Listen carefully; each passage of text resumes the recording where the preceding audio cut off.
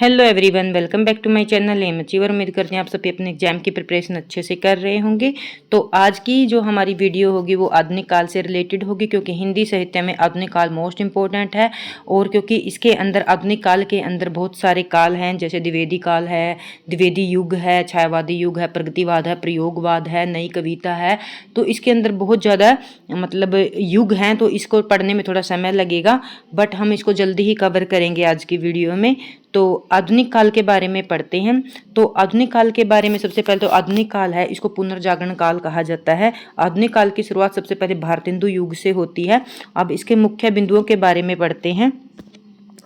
तो आपको पहले मैं बता देती हूँ, यदि आप एसटेट की प्रिपरेशन कर रहे हैं या फिर किसी अदर एग्जाम की कर रहे हैं, तो मैं आधुनिक काल इसलिए करवा रही हूँ क्योंकि मैंने आदि काल और भक्ति काल कंप्लीट अभी अभी करवाया है। तो आप उसको प्लेलिस्ट में जाके अच्छे से कर सकते हैं। एक बार उन क्लास को जरूर देखना। बहुत ही सरल और सिंपल भाषा में आपको हिंदी साहित्य समझाने की पूरी कोशिश की गई है। जो ये कहते हैं हिंदी साहित्य डिफिकल्ट होता है, इनको वो क्लास जरूर देखनी चाहिए, ठीक है। तो शुरुआत करते हैं आधुनिक काल के बारे में। आधुनिक काल को पुनर्जागरण काल कहा जाता है, ठीक है, आप अच्छे से समझ गए होंगे। तो एक मिनट, ठीक है। तो इसके मुख्य बिंदु हैं जो पढ़ते हैं हम आधुनिक काल के बारे में। हिंदी साहित्य में आधुनिक काल का नाम सर्वप्रथम पहले किसने दिया था, आपको पता होना चाहिए। रामचंद्र शुक्ल ने आधुनिक काल को सर्वप्रथम नाम दिया था। आधुनिक काल को गद्य काल भी कहा जाता है, और वो किसने कहा है ये भी आपको याद रखना है। आधुनिक काल को गद्य काल किसने कहा है, तो आचार्य हजारी प्रसाद द्विवेदी ने। यदि गद्य काल लिखा आ जाए तो वो भी आचार्य हजारी प्रसाद द्विवेदी जी ने कहा है। उसके बाद है अगला पॉइंट है रिनेशा। रिनेशा है जो इसका अर्थ होता है नवजागरण और पुनर्जागरण। शब्द का प्रयोग सर्वप्रथम प्रसिद्ध इतिहासकार मिसेंट ने 19वीं शताब्दी के पूर्वार्ध में किया था, ठीक है। ये इतना इंपॉर्टेंट नहीं है, जहां से इंपॉर्टेंट मैं आपको बताती हूँ। यहाँ ये है, कुछ आलोचकों ने नव जागरण और पुनर्जागरण में स्थापित भेद करते हुए भक्ति काल को, देखो जो कुछ आलोचक है ना, नव जागरण और पुनर्जागरण में अंतर क्या है ये भी देख लीजिए। और ये एग्जाम के अंदर आया हुआ क्वेश्चन है, कई बार पजल हो जाते हैं। चंडीगढ़ में आया था टीजीटी पीजीटी में। तो आपको ये पता होना चाहिए कि जो भक्ति काल है इसको नव जागरण काल कहा जाता है, ठीक है। और जो 19वीं शताब्दी में आरंभ होने वाला काल है इसको पुनर्जागरण काल कहा जाता है। ऑप्शन के अंदर आपको दोनों मिलेंगे, ठीक है। आपको वो पॉइंट बता रही हूँ, यदि आपने कभी जिसको हिंदी लिटरेचर डिफिकल्ट लगता है ना, ये क्लास देखना, इसके बाद नहीं लगेगा। आपको वो पॉइंट बताए जाएंगे जहां पर हम पजल होते हैं, ठीक है। और वो मैं अच्छे से बता सकती हूँ, क्योंकि जो एग्जाम देता है, एग्जाम के साथ आपके एग्जाम हॉल में बैठता है, उसको सिचुएशन के बारे में ज़्यादा अच्छा पता होता है, ठीक है। तो देखो नव जागरण काल, जहां भी नव जागरण काल लिखा आ जाए तो समझ लेना वो क्या है, भक्ति काल के बारे में बात हो रही है।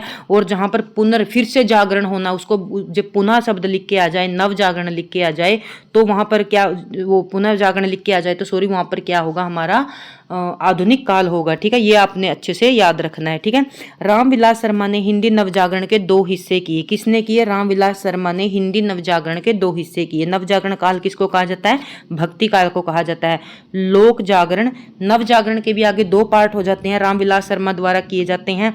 एक को कहा जाता है लोक जागरण आंदोलन और दूसरे को कहा जाता है नव जागरण आंदोलन, हिंदी नवजागरण या आधुनिक काल, ठीक है, ये कहा जाता है, ठीक है।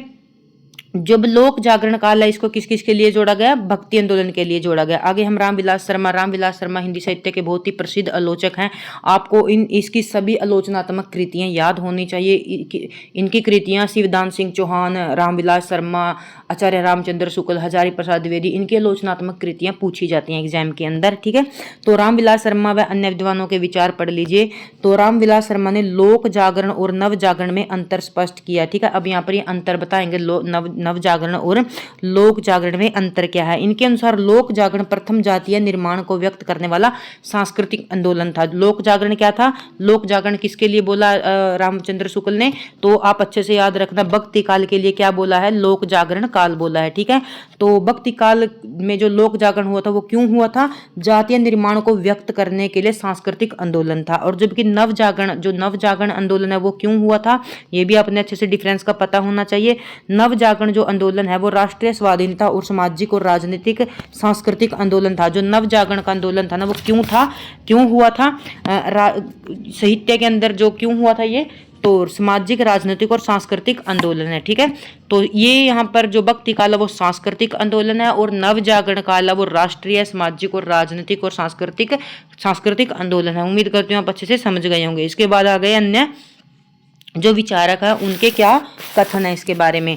डॉक्टर रामस्वरूप चतुर्वेदी ने क्या कहा है? रामस्वरूप चतुर्वेदी ने पुनर्जागरण दो जातीय संस्कृतियों की टकराहट से उत्पन्न रचनात्मक ऊर्जा है। आपने ये दोनों कोटेशन अच्छे से याद रखनी है, क्योंकि कई बार कोटेशन दे दी जाती हैं और पूछ लिया जाता है ये शब्द, ये कथन किस आलोचक ने कहे। ठीक है, रामस्वरूप चतुर्वेदी ने क्या कहा है, ध्यान से सुनना। पुनर्जागरण दो जातीय संस्कृतियों की टकराहट से उत्पन्न रचनात्मक ऊर्जा है।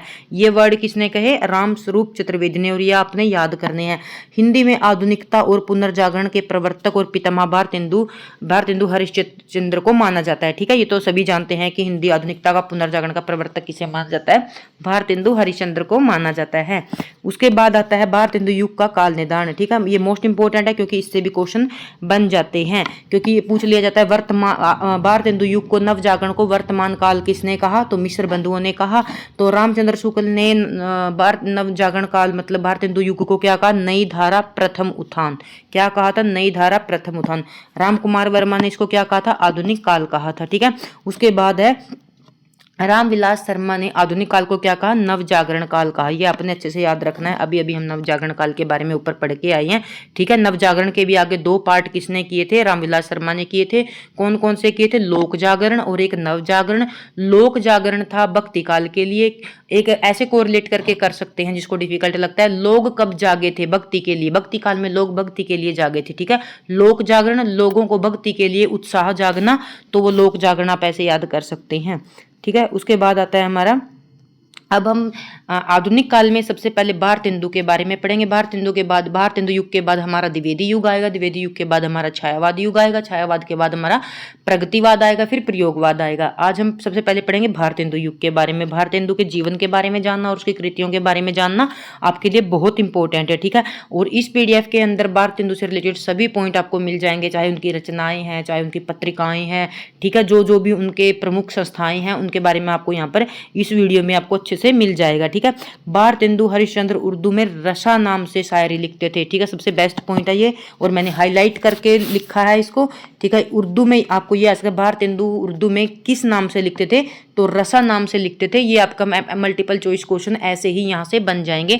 और मैं आपको बार बार कहती हूँ, यदि आप थ्योरेटिकल क्वेश्चन के MCQ क्वेश्चन को करना चाहते हो तो बिना थ्योरी किए MCQ क्वेश्चन मत करना। आपको हिंदी साहित्य की नॉलेज नहीं आएगी।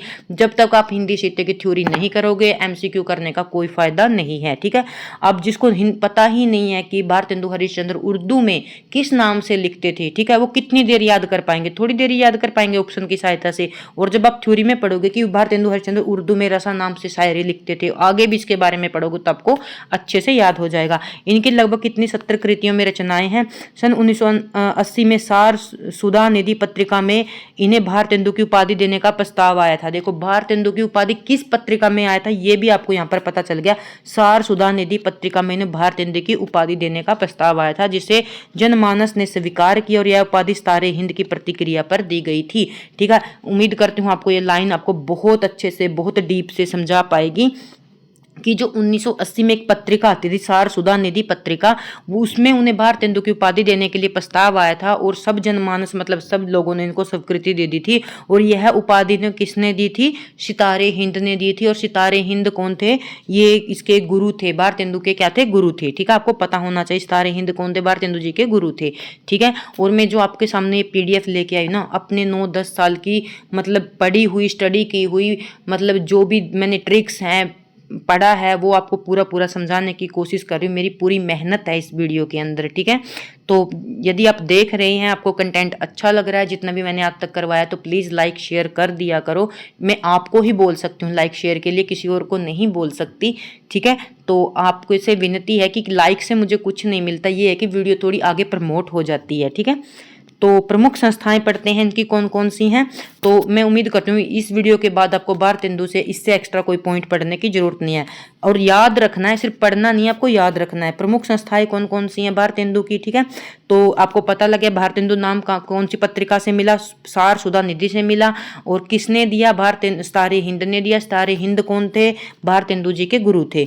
तो प्रमुख संस्थाएं कौन कौन सी थी जो भारतेंदु ने बनाई थी? कविता वर्धनी सभा। कविता वर्धनी सभा सबसे पहले पहले फिर बनाई थी उन्होंने पैनी रीडिंग क्लब, ठीक है, पैनी रीडिंग क्लब। एक है तदीय समाज, ठीक है। इन तीनों के बारे में आपको अच्छे से याद होना चाहिए, ठीक है। इनके बारे में कोई ट्रिक नहीं है, ये इनकी संस्थाएं हैं, ये आपको याद रखनी पड़ेंगी। इनकी रचनाएं भारतेंदु ग्रंथावली नाम से प्रथम भाग में संकलित है, ठीक है। ये तो ईजी आप कर लोगे। यहाँ पर देखिए ये मोस्ट इंपॉर्टेंट पॉइंट है, वे गद्य खड़ी बोली में लिखते थे। गद्य क्या होता है ये तो आप अच्छे से समझते होंगे, जो कहानी होती है, ठीक है, नाटक होते हैं, अब हमारी यात्रा वृत्तांत होते हैं, ठीक है, इनको क्या बोलते हैं, इनको गद्य बोलते हैं, ठीक है। तो जो गद्य था वो खड़ी बोली में लिखते थे और कविताएं ब्रज भाषा में करते थे। आपसे उल्टा ऑप्शन देके पूछ लिया जा सकता है कि ये पूछ लेंगे कि वो जो कविताएं हैं कौन सी भाषा में लिखते थे। जिसको थ्योरी पढ़ी होगी सिर्फ वही इस क्वेश्चन को कर सकता है कि वो यहाँ से पढ़िए, कविताएं भारतेंदु ब्रज भाषा में लिखते थे और जो वो कहानी नाटक यात्रा वृत्तांत है वो हम खड़ी बोली में लिखते थे, ठीक है। इन्हें आधुनिक हिंदी काव्य का वेतालिक कहा जाता है। भारतेंदु को क्या कहा जाता है, आधुनिक हिंदी काव्य का वेतालिक कहा जाता है। इनकी कविताओं में भक्ति, श्रृंगार और नव जागरण के स्वर मुखारित हैं। जो इन्होंने कविताएं लिखी हैं वो किस किस आधार पर लिखी हैं, इसका ये मतलब है जो भारतेंदु है कविताएं मतलब किसको आधार बनाकर लिखी हैं, भक्ति के आधार पर कविताएं लिखी हैं, श्रृंगारिक आधार पर कविताएं लिखी हैं, नव जागरण के स्वर मुखारित हैं, क्योंकि इनकी कविताओं में राष्ट्रीयता, सांस्कृतिकता, राजनीतिक आधार पर इन्होंने कविताएं की हैं। इन्होंने शिक्षा के प्रसार हेतु हरिश्चंद्र डिग्री कॉलेज की स्थापना की। शिक्षा के प्रसार के लिए इन प्रमुख कृतियां देखिए, इनकी जो प्रमुख कृतियां हैं, ठीक है। दशरथ विलाप, फूलों का गुच्छा बहुत ज्यादा पूछा जाता है, स्टार लगा देती हूँ। विजयनी विजय विजंती 1982 में, और रिपु नाटक, ये रचनाएं तो आपको टिप्स के ऊपर याद होनी चाहिए, ठीक है। तो ये बहुत ज्यादा पूछी जाती है कि फूलों का गुच्छा कौन कौन सी भाषा में है। जो इनकी कविता है ना, देखो हमने अभी अभी ऊपर ये पॉइंट पढ़ा, ध्यान से सुनो यदि आप वीडियो देख रहे हो तो, ठीक है। तो समझने की कोशिश करो। तो ये क्वेश्चन बनता क्यों है, इसके पीछे का रीजन देखिए। फूलों का गुच्छा खड़ी बोली में है और फूलों का गुच्छा की क्या है, कविता। अभी हमने ऊपर क्या पढ़ा था कि ये कविताएं ब्रजभाषा में करते थे, ठीक है। तो उन्होंने एक ऐसी कविता है जो खड़ी बोली में की है, तो इसलिए यहां से क्वेश्चन बन जाता है जो फूलों का गुच्छा है और फूलों का गुच्छा है और दशरथ विलाप है और ये क्या है, ये खड़ी बोली के अंदर है और इनकी प्रमुख रचनाएं हैं। फूलों का गुच्छा की खड़ी बोली के अंदर रचनाएं हैं, ये अपने अच्छे से याद रखना है। इन्होंने नारद भक्ति सूत्र का अनुवाद तदीय सर्वसर्व नाम से किया, ठीक है। इन्होंने जो नारद भक्ति सूत्र है, तो इन्होंने बहुत सारे, जो भारतेंदु हरिश्चंद्र है, उम्मीद करती हूँ आप जानते होंगे, इन्होंने बहुत सारे नाटक लिखे हैं। कुछ मौलिक नाटक लिखे हैं। मौलिक नाटक क्या होते हैं, जो स्वयं लिखे जाते हैं, और अनुदित नाटक भी लिखे हैं। अनुदित नाटक क्या होते हैं, जो दूसरों के नाटक बांग्ला भाषा में है, मैथिली भाषा में हो, उनका अनुवाद हिंदी भाषा में कर दिया जाता है, तो उन्हें अनुदित रचनाएं बोलते हैं, ठीक है। तो यहाँ पर इन्होंने नारद भक्ति सूत्र का अनुवाद है, जो नारद भक्ति सूत्र है उनका अनुवाद किया, तो वो किस नाम से किया है, तो तदीय सर्वसर्व से किया है, तदीय सर्वसर्व, ठीक है। उम्मीद करती हूँ आपको अच्छे से समझ में आ गया होगा। ये पड़ौती, गाली, लावणी और स्यापा शैलियों में निपुण थे।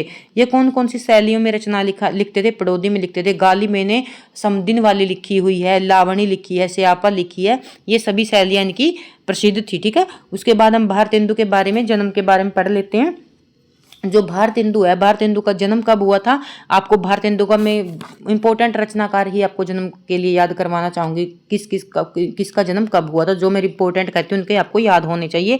जैसे मैंने आपको छायावाद के चारों कवियों के जन्म याद करने के लिए बोला है, उसके पीछे कारण क्या है, क्योंकि आपको कई बार सिक्वेंस में लगवा लेते हैं, आरोही क्रम में लगाइए। जैसे सबसे बड़े जयशंकर प्रसाद है, उसके बाद निराला है, उसके बाद महादेवी वर्मा है, सबसे छोटे सूर्य पंत हैं। पंत का जन्म कब हुआ था, 1900 में हुआ था, और महादेवी वर्मा का 1907 में हुआ था। तो ऐसे आपको याद रखने हैं। और जो भक्ति काल है, भक्ति काल में जैसे आपको कबीरदास का याद रखना है, जयसी का याद रखना है, तुलसी का रखना है, सूरदास का रखना है और मीराबाई का रखना है, बस इनका रखना है 5 का। तो आप कहीं भी आपसे क्वेश्चन आ जाए तो आप सिक्वेंस में अच्छे से लगा सकते हैं। और EMR में अभी भक्ति काल से इनकी रचनाओं से जो तुलसीदास और सूरदास से सिक्वेंस में क्वेश्चन लगवाए गए थे, एग्जाम उठा के देख सकते हैं आप। यदि मैं आपको लगता है तो झूठ बोल रही हूँ, तो आपको जो बताऊंगी सच सच बताऊंगी, जो पूछा जाता है वही बताऊंगी। करंटली जो एग्जाम का सिनेरियो है आपको वही इन्फॉर्मेशन दी जाएगी, ठीक है। तो भारतेंदु हरिश्चंद्र का जीवन परिचय आपको 100% पता होना चाहिए, ये तो 200% पता होना चाहिए, क्योंकि इनके जन्म के बारे में पता होना चाहिए, मृत्यु के बारे में पता होना चाहिए। आप देखो ये सिर्फ 35 वर्ष तक ही जीवित रहे थे, 35 वर्ष इनका क्या है जीवन काल है, ये अपने अच्छे से याद रखना है। 1980 में 50 में जन्म हुआ और 1985 में इनकी मृत्यु हो गई। जन्म स्थान काशी, पिता का नाम गोपाल चंद, क्योंकि इनके पिता ने भी बहुत ही महत्वपूर्ण रचनाएं और उपन्यास लिखे हैं, तो पिता का नाम आपको पता होना चाहिए। सितारे हिंद इनके गुरु थे, मैंने आपको बता दिया था। भारतेंदु की इनको उपाधि मिली थी और उपाधि देने वाले कौन थे, सितारे हिंद थे। रसा उपनाम से उर्दू में कविताएं करते थे। ठीक है, ये आपको मैंने सारे फैक्ट बता दिए। उम्मीद करती हूँ आपको समझ में आ गया होगा। समझ में आ गया तो कमेंट जरूर करके जाना। ठीक है, कमेंट से मुझे बहुत बहुत मोटिवेशन मिलता है, वीडियो बनाने का मन करता है। यदि कमेंट ना आए तो मैं डिमोटिवेट हो जाती हूँ कि कोई वीडियो अच्छे से नहीं देख रहा, तो इसलिए आपको हर बार बोलती हूँ यदि मेरा पढ़ाया हुआ आपको पसंद आए तो लाइक शेयर जरूर करना। यदि ना भी आए तो कमेंट करके बता देना कि मैडम आप ये गलत कर रहे हो, तो क्योंकि मैं सीखने में ही इंटरेस्ट रखती हूँ। ठीक है, तो सीखना इंसान की प्रवृत्ति में होता है, तो आप कमेंट कर सकते हो जो मुझसे गलतियां हो तो। ठीक है, अच्छे या बुरे सभी बताया करो मेरे मुझको। ठीक है, तो उसके बाद इसके काव्य संग्रह देखो, इन्होंने 70 रचित काव्य संग्रह लिखे हैं। अब इसका मतलब ये नहीं है कि हम 70 के 70 करेंगे, बट ये है इतने करेंगे कि एग्जाम के अंदर आ जाए तो अच्छे से कर पाएं।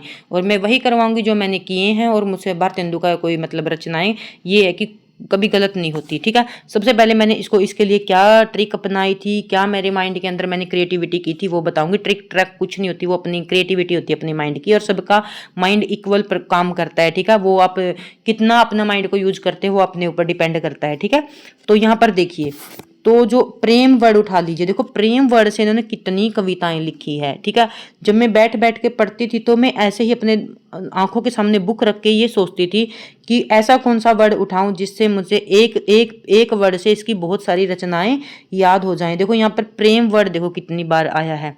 ठीक है, इसी प्रेम वर्ड को आधार बनाकर मैंने इसकी कितनी रचनाएं याद की, 1 2 3 4 5 6 7 रचनाएं हमें अच्छे से याद हो सकती हैं। ठीक है, तो ये तो प्रेम के आधार पर याद करेंगे हम। सबसे पहले देखो प्रेम मल्लिका, प्रेम सरोवर, प्रेम स्रुवन, प्रेम असरुवन। ठीक है, प्रेम तरंग, प्रेम प्रलाप। ठीक है, प्रेम फुलवारी, विनय प्रेम पचासा। है तो बहुत बार पूछी भी जाती है, विनय प्रेम पचासा। ठीक है, तो आप भी ऐसे ही याद करो। देखो प्रेम वर्ड से देखो इसकी कौन कौन सी रचनाएं हैं। प्रेम की मल्लिका इनकी है, प्रेम का सरोवर इनका है, प्रेम की तरंग इनके अंदर है, प्रेम का प्रलाप इनके अंदर है। सोच लो, आप ऐसे सोच लो, अभी अभी कुछ अलग सा सोचते हैं वीडियो बनाते हुए। तो भारतेंदु है, ठीक है, भारतेंदु है, भारतेंदु के अंदर क्या था, प्रेम की मल्लिका थी, प्रेम का सरोवर था इनके अंदर। वो सरोवर क्या होता है, तालाब, पूरा का पूरा तालाब प्रेम के अंदर था। प्रेम में अश्रुवण, तो प्रेम में क्या करते हैं लोग, अश्रु बहते हैं। और ये तो भूल ही गए थे, प्रेम माधुरी, तो इनका प्रेम क्या था, किससे था, प्रेम माधुरी से था। इनके जब प्रेम होता है तो क्या होता है, प्रेम की तरंग होती है। प्रेम में फिर लोग क्या करते हैं, प्रलाप करते हैं, जब नहीं मिलता तो प्रलाप करते हैं। ठीक है, प्रेम में क्या होता है, लोगों के अंदर फुलवारी आती है। और प्रेम विनय विनय प्रेम पचासा। उम्मीद करती हूँ आपको समझ में आ गया होगा। और प्लीज़ मैं सिर्फ आपको समझाने के पॉइंट ऑफ व्यू से ये बताती हूँ, क्योंकि हिंदी साहित्य में ना कुछ भी याद करना, थोड़ी रचनाएं को याद करना थोड़ा मुश्किल हो जाता है। माइंड के अंदर इतनी रचनाएं रिटेन करना थोड़ा डिफिकल्ट हो जाता है। और हम जब हम कहानी के आधार पर कुछ पढ़ते हैं तो हमें लंबे समय तक याद रहता है। जैसे जो कहानियाँ हमारी माँ और नानी ने सुनाई थी, तो अब तक मैं अपने बेटे को सुना रही हूँ तो मुझे याद है ना। तो मैं जो इससे क्या सीखने को मिला, कहानी मेथड से हम लंबे समय तक याद रख पाते हैं। और जो मैंने प्रेम से संबंधित आपको बताई है, भारतेंदु को दिमाग में रखो। यदि भारतेंदु को प्रेम हुआ था तो उसे क्या क्या सहना पड़ा था, ये आप कहानी बना लो। उम्मीद करती हूँ आप कभी नहीं भूलोगे। और मेरा सपना था कि मैं इनको बोर्ड के ऊपर आपको अच्छे से पढ़ाऊं। चलो अभी मेरे सब्सक्राइबर कम हैं, कभी ज्यादा होंगे तो ये सपना मेरा जल्दी पूरा होगा। ठीक है, तो आप यहाँ पर देखिए, प्रेम से जो ट्रिक मैंने बनाई है इसको वापस देखिए और याद करिए। ठीक है, तो अभी अभी मैंने आपको बताया था, प्रेम फूलों का गुच्छा किसमें है, खड़ी बोली में है। ऐसे ही देखते याद करो ना, हमने जो लास्ट में पढ़ा है क्या इसमें, फूलों का गुच्छा कविता किसमें है, खड़ी बोली में है। और अदर सारी कविताएं किसमें हैं, ब्रजभाषा में है। ठीक है, एक और इनकी वर्षा विनोद, ये आप हाईलाइट करना। जो इसकी मंडली के कवि हैं ना, भारतेंदु के मंडल के कवि हैं, उन्होंने एक वर्षा, प्रताप नारायण ने वर्षा बिंदु रचना लिखी है। यदि वर्षा बिंदु और वर्षा विनोद साथ में आ जाए तो आप अंतर कर पाना। वर्षा विनोद भारतेंदु की है और वर्षा बिंदु प्रेम नारायण की है, सॉरी प्रेम नारायण प्रताप की है। ठीक है, तो आप अच्छे से समझ गए होंगे मैं क्या कहना चाहती हूँ। तो इनमें डिफरेंस कर लेना, इसको अभी माइंड के अंदर याद रखो, मैं आपको आगे बताऊंगी। भक्ति सर्व सर्व आपको याद करनी है, कार्तिक स्नान आपको याद करनी है, बैसाख महात्म्य आपको याद करना है। और जो देखो वीडियो लंबी हो सकती है पर कॉन्सेप्ट समझाना बहुत ज्यादा जरूरी है, क्योंकि हिंदी साहित्य यदि इतना इजी याद होता तो इतनी डिफिकल्टी नहीं आती। ठीक है, तो अब यहाँ पर जैसे मैंने आपको ज्योत्सना की स्पेलिंग बताई थी, आप वो यहाँ पर महात्म्य की वर्ड की जो वर्तनी है वो देखिए। सॉरी मुझसे इंग्लिश वर्ड निकल जाते हैं, तो इसकी वर्तनी देखिए। ठीक है, यहाँ पर वर्तनी को याद कीजिए, क्योंकि एस्टेट के अंदर इसकी वर्तनी पूछी हुई थी, तो और अदर एग्जाम में भी पूछी हुई थी। ठीक है, महात्म्य, और इसको 4 प्रकार से लिख देंगे। कहीं पर माँ में माँ ऐसे लिख देंगे। ठीक है, तो कहीं पर यहाँ पर आ नहीं लगाएंगे। ठीक है, कहीं पर है के पास आ नहीं लगाएंगे, कहीं पर त कंप्लीट कर देंगे, कहीं पर माँ कंप्लीट कर देंगे। तो उम्मीद करती हूँ ज्यादा बोलने से ज्यादा आप समझ गए होंगे, माइंड के अंदर इसको स्टोर कर लीजिए महात्म्य की वर्तनी को। ठीक है, जो मैंने प्रेम से संबंधित सारी रचनाएं थी वो तो आपको करनी ही है, क्योंकि हमने सबसे ज्यादा पढ़ना है। उसके बाद आ गया हमारा कौन कौन सी करनी है, भक्ति सर्व सर्व करनी है, कार्तिक स्नान करना है, बैसाख महात्म्य करना है, और ये तो हम कर सके। वर्षा विनोद आपने करनी है, ये भी करनी है। ठीक है, उसके बाद करने है सुमनोजली करनी है, सुमनो अंजलि करनी है। ठीक है, और देवी छंदम लीला ये भी करनी है। जो मैंने कर रखी है वो तो मैं आपको 100% करवाऊंगी, चाहे आपको डिफिकल्ट लगे। ठीक है, मैं कर सकती हूँ तो आप भी तो कर सकते हो ना। ठीक है, तन्मय लीला करनी है, दान लीला करनी है आपने। ठीक है, वसंत होली मैंने कर रखी है इसकी।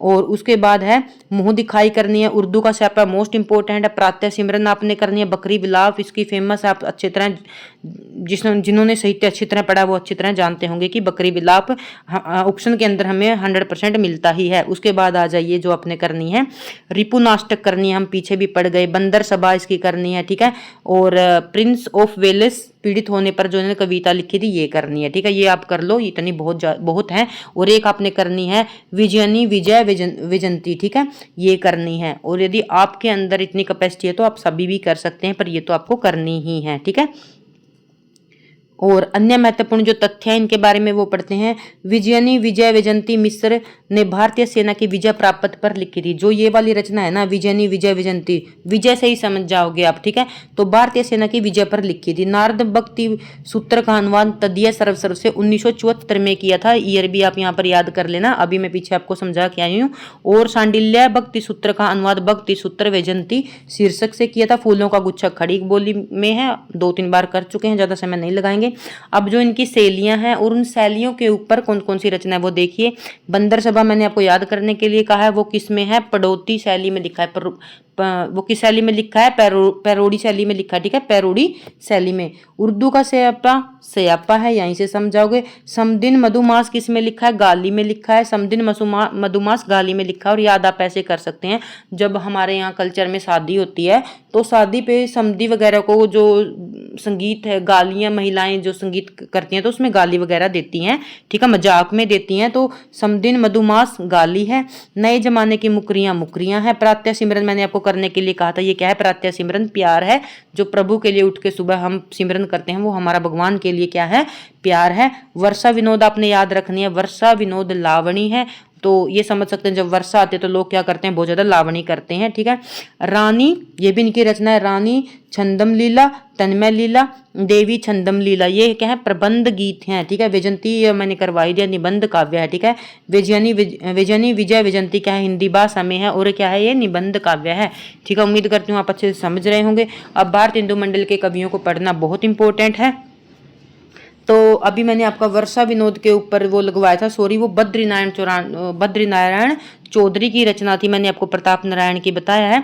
तो वो किस, वर्षा बिंदु, देखो वहां पर जो लिखा, एक ये ऑप्शन के अंदर 2 दे सकते हैं, वर्षा विनोद, और हम क्या करते हैं, देखते नहीं है, एकदम से लिख देते हैं। ठीक है, वर्षा विनोद मिले तो वो किसकी है, भारतेंदु की रचना है। और यदि आपको वर्षा बिंदु मिले तो वो किसकी रचना है, ब से बिंदु और व से बद्री नारायण चौधरी। ठीक है, उम्मीद करते हैं आपको समझ में आ गया होगा, और मेरी गलती के लिए मैं यहाँ पर माफी मांगती हूँ। ठीक है, तो बद्री नारायण चौधरी को क्या बोलते हैं, प्रेम घन भी बोला जाता है।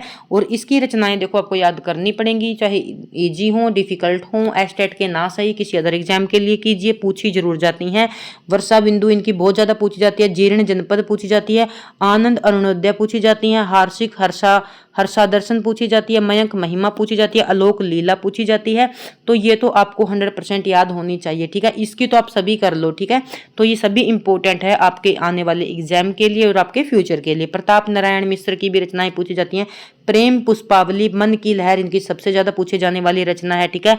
और एक इनकी है त्रिपटाम, इनकी सबसे ज्यादा पूछने वाली रचना है। श्रृंगार विकास, हर गंगा, ठीक है। इन दोनों की तो आपको याद करनी है, चाहे आप कैसे करो, ठीक है, आपको करनी है, ठीक है। प्रेम पुष्पावली प्रताप नारायण मिश्र की क्या है, प्रेम पुष्पावली। जब मन की लहर होती है तो देखो ऐसे कर लेना, जब मन में लहर होती है, मन खुश होता है, तो हमारे मन के अंदर क्या होता है, प्रेम पुष्पावली होती है, ऐसे कोरिलेट कर लेना, ठीक है। जब हमारे मन में खुशी की लहर होती है तो हमारे मन में क्या हो, दिल में क्या हो जाता है, प्रेम के पुष्प खिलने लगते हैं, ठीक है। और जब प्रेम के पुष्प खिलते हैं तो देखो एक और बन गया, तो श्रृंगार रस क्या होता है, रति से संबंधित होता है, खुशी से संबंधित होता है, तो श्रृंगार विलास होता है, ठीक है। और जब श्रृंगार विलास होता है तो हर कोई क्या करता है, हर कोई गंगा में स्नान करना चाहता है, ठीक है। ये मैंने अभी अभी बनाई है, तो आप ऐसे ही कोरिलेट करके याद कर लेना। उम्मीद करती हूँ यदि आपको अच्छी लगी हो तो लाइक कर देना। तो एक बार और हम इसको पढ़ते हैं, प्रेम पुष्पावली। प्रेम के पुष्प कब खिलते हैं, जब मन के अंदर लहर होती है। और मन के अंदर लहर कब होती है, जब हम श्रृंगार, हमारे मन के अंदर खुशी और विलास होता है। और जब खुशी और विलास होता है तो हम क्या करना चाहते हैं, गंगा में स्नान करना चाहते हैं, ठीक है। और जब हम गंगा में स्नान कर लेते हैं तो हमारी आत्मा तृप्तम से कर लेना, हमारी आत्मा क्या हो जाए, तृप्त हो जाती है, ठीक है। ये रह गई, अब ये आप सिलेक्ट करके कर लेना। ठाकुर जगमोहन की रचनाएं करते हैं, तो ठाकुर जगमोहन की रचनाओं से जो मोस्ट इंपोर्टेंट बार बार एग्जाम में पूछी जाती है, तो ठाकुर जगमोहन की कौन कौन सी हैं, श्याम लता और श्याम सरोजनी, तो आपको 100% करनी है। ठाकुर जगमोहन की कौन कौन सी हैं, श्याम लता, श्याम सरोजनी, ठीक है। देवयानी, प्रेम संपत्ति लता, ठीक है। ये आपको रचनाएं करनी है। आप सोचते हो एग्जाम में कहाँ से पूछे जाते हैं, यहाँ से क्वेश्चन पूछे जाते हैं ना। हम चले जाते हैं सिर्फ भारतेंदु को करके, और जो भारतेंदु के मंडल के कवि हैं उनकी भी तो रचनाएं पूछेंगे ना वो, ठीक है। तो राधा कृष्ण दास की सबसे ज्यादा फेमस रचना है, सबको पता है। 12 मासा इसकी हर एग्जाम में पूछी जाती है, वैसे भी इंपॉर्टेंट है, चाहे पूछी जाए या ना जाए। 12 मासा आपको याद होनी चाहिए, किसकी है, राधा कृष्ण दास की। और देश दशा, ठीक है। अंबिका दत्त व्यास की आप हो होरी कर लेंगे, यही काफी है, ठीक है। अंबिका दत्त व्यास की कौन सी रचना है, हो होरी, ठीक है। तो उसके बाद आते हैं हम मंडल के कवियों से जुड़ी विशेष जानकारी, जो इसके भारतेंदु के कवि के मंडल के कवि से जुड़ी क्या क्या जानकारी है वो देख लीजिए।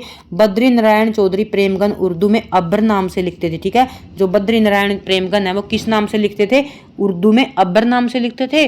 और भारतेंदु रसा नाम से लिखते थे, ये भी आपने याद रखना है, पूछे जाते हैं ये क्वेश्चन। उनकी काव्य कृतियों का संकलन प्रेम सर्वसव से है, ठीक है। तो पता ही है उनका नाम प्रेम से ही है, प्रेमगन, तो आप समझ जाओगे। प्रताप नारायण मिश्र प्रतिनिधि कवियों का संकलन प्रताप लहरी से है। ठाकुर जगमोहन सिंह ने कालिदास कृत, ठाकुर जगमोहन का यहाँ पर देखिए आप, जो ठाकुर जगमोहन सिंह ने कालिदास कृत ऋतु संहार और मेघदूत का ब्रज भाषा में अनुवाद किया है।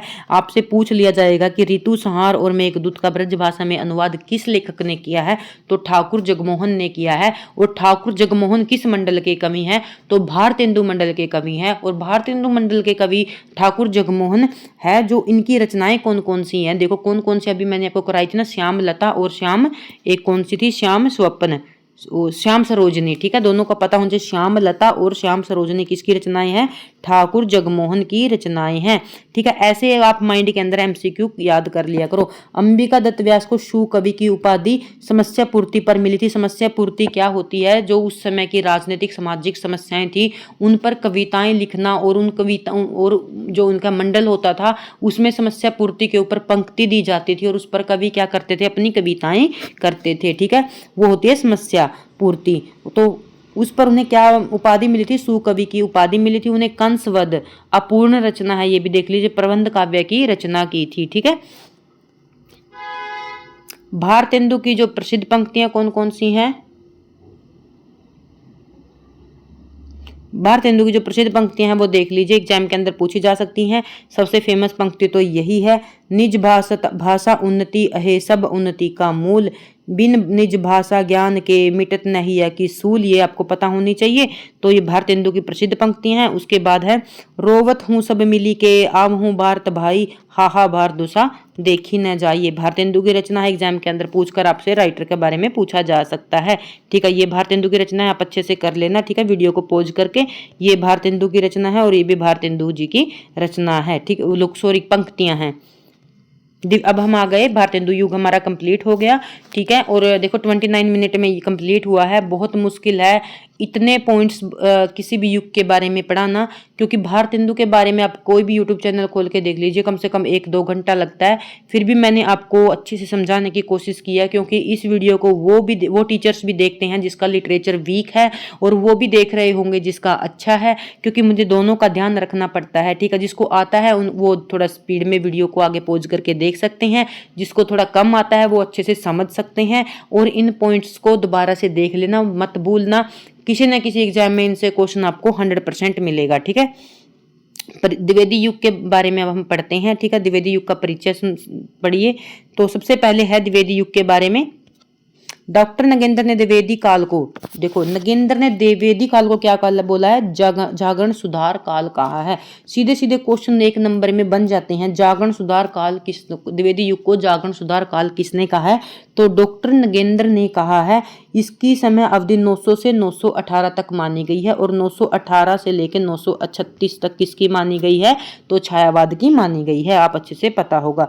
और आचार्य रामचंद्र शुक्ल ने इसे नई धारा व द्वितीय उत्थान कहा है। और प्रथम उत्थान किसे कहा था? भारतेंदु को कहा था। आपको ये पॉइंट क्लियर हो गया होगा।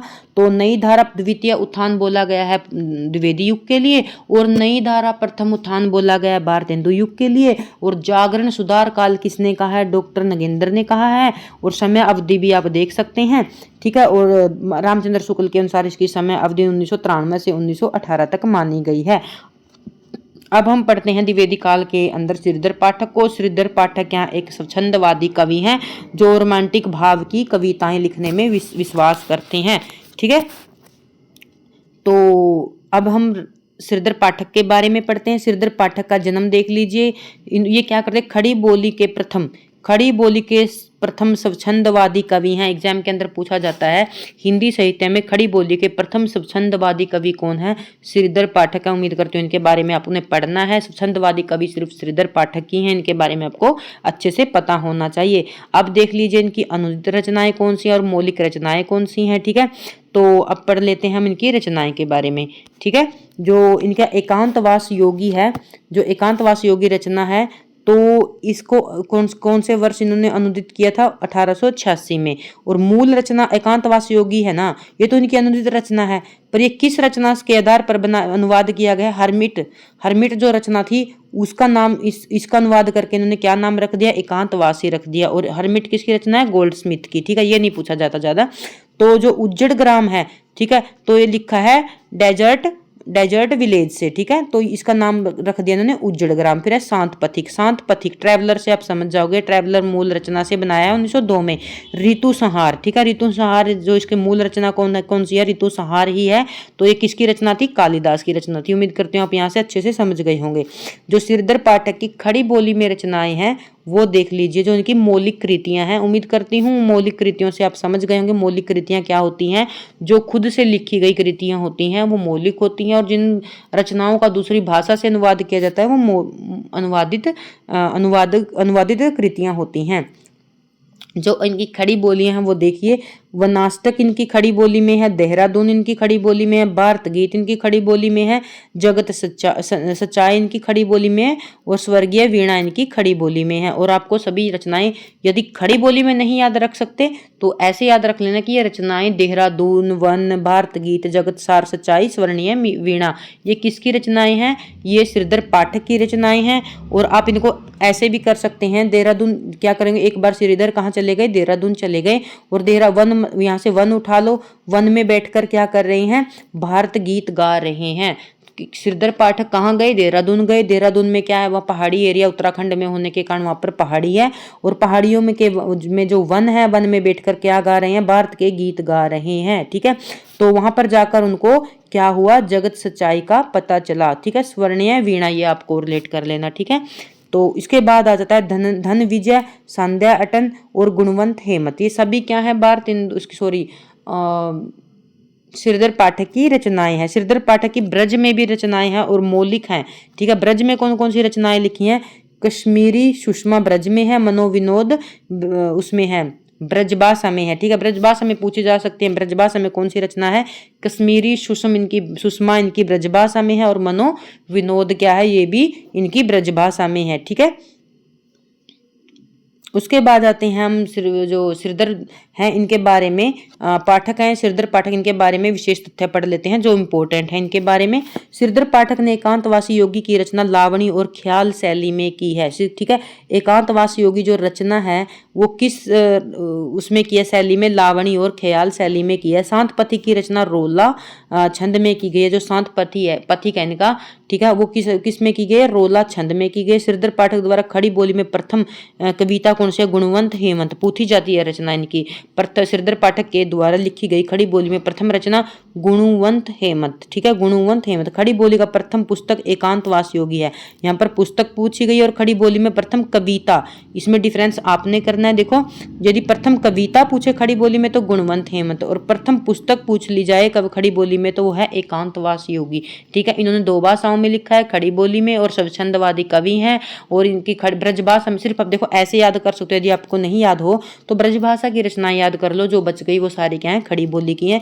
कश्मीरी सुषमा और मनोविनोद ब्रजभाषा में है, तो आप ऐसे याद कर लो, जो बच गई वो सारी क्या है? खड़ी बोली में है। और गुणवंत हेमंत क्या है? इनकी सबसे पहली कविता है। ठीक है, और मैंने आपको बताया था देहरादून गए थे, देहरादून के वन में गए थे, वहां बैठकर क्या गाया था? भारत के गीत गाए थे, और स्वर्गीय वीणा और धनंजय विजय और संध्या अटन से ऐसे कर लो, शाम के समय उन्होंने भारत गीत गाए थे। संध्या का अर्थ होता है शाम, अटन का अर्थ होता है घूमना।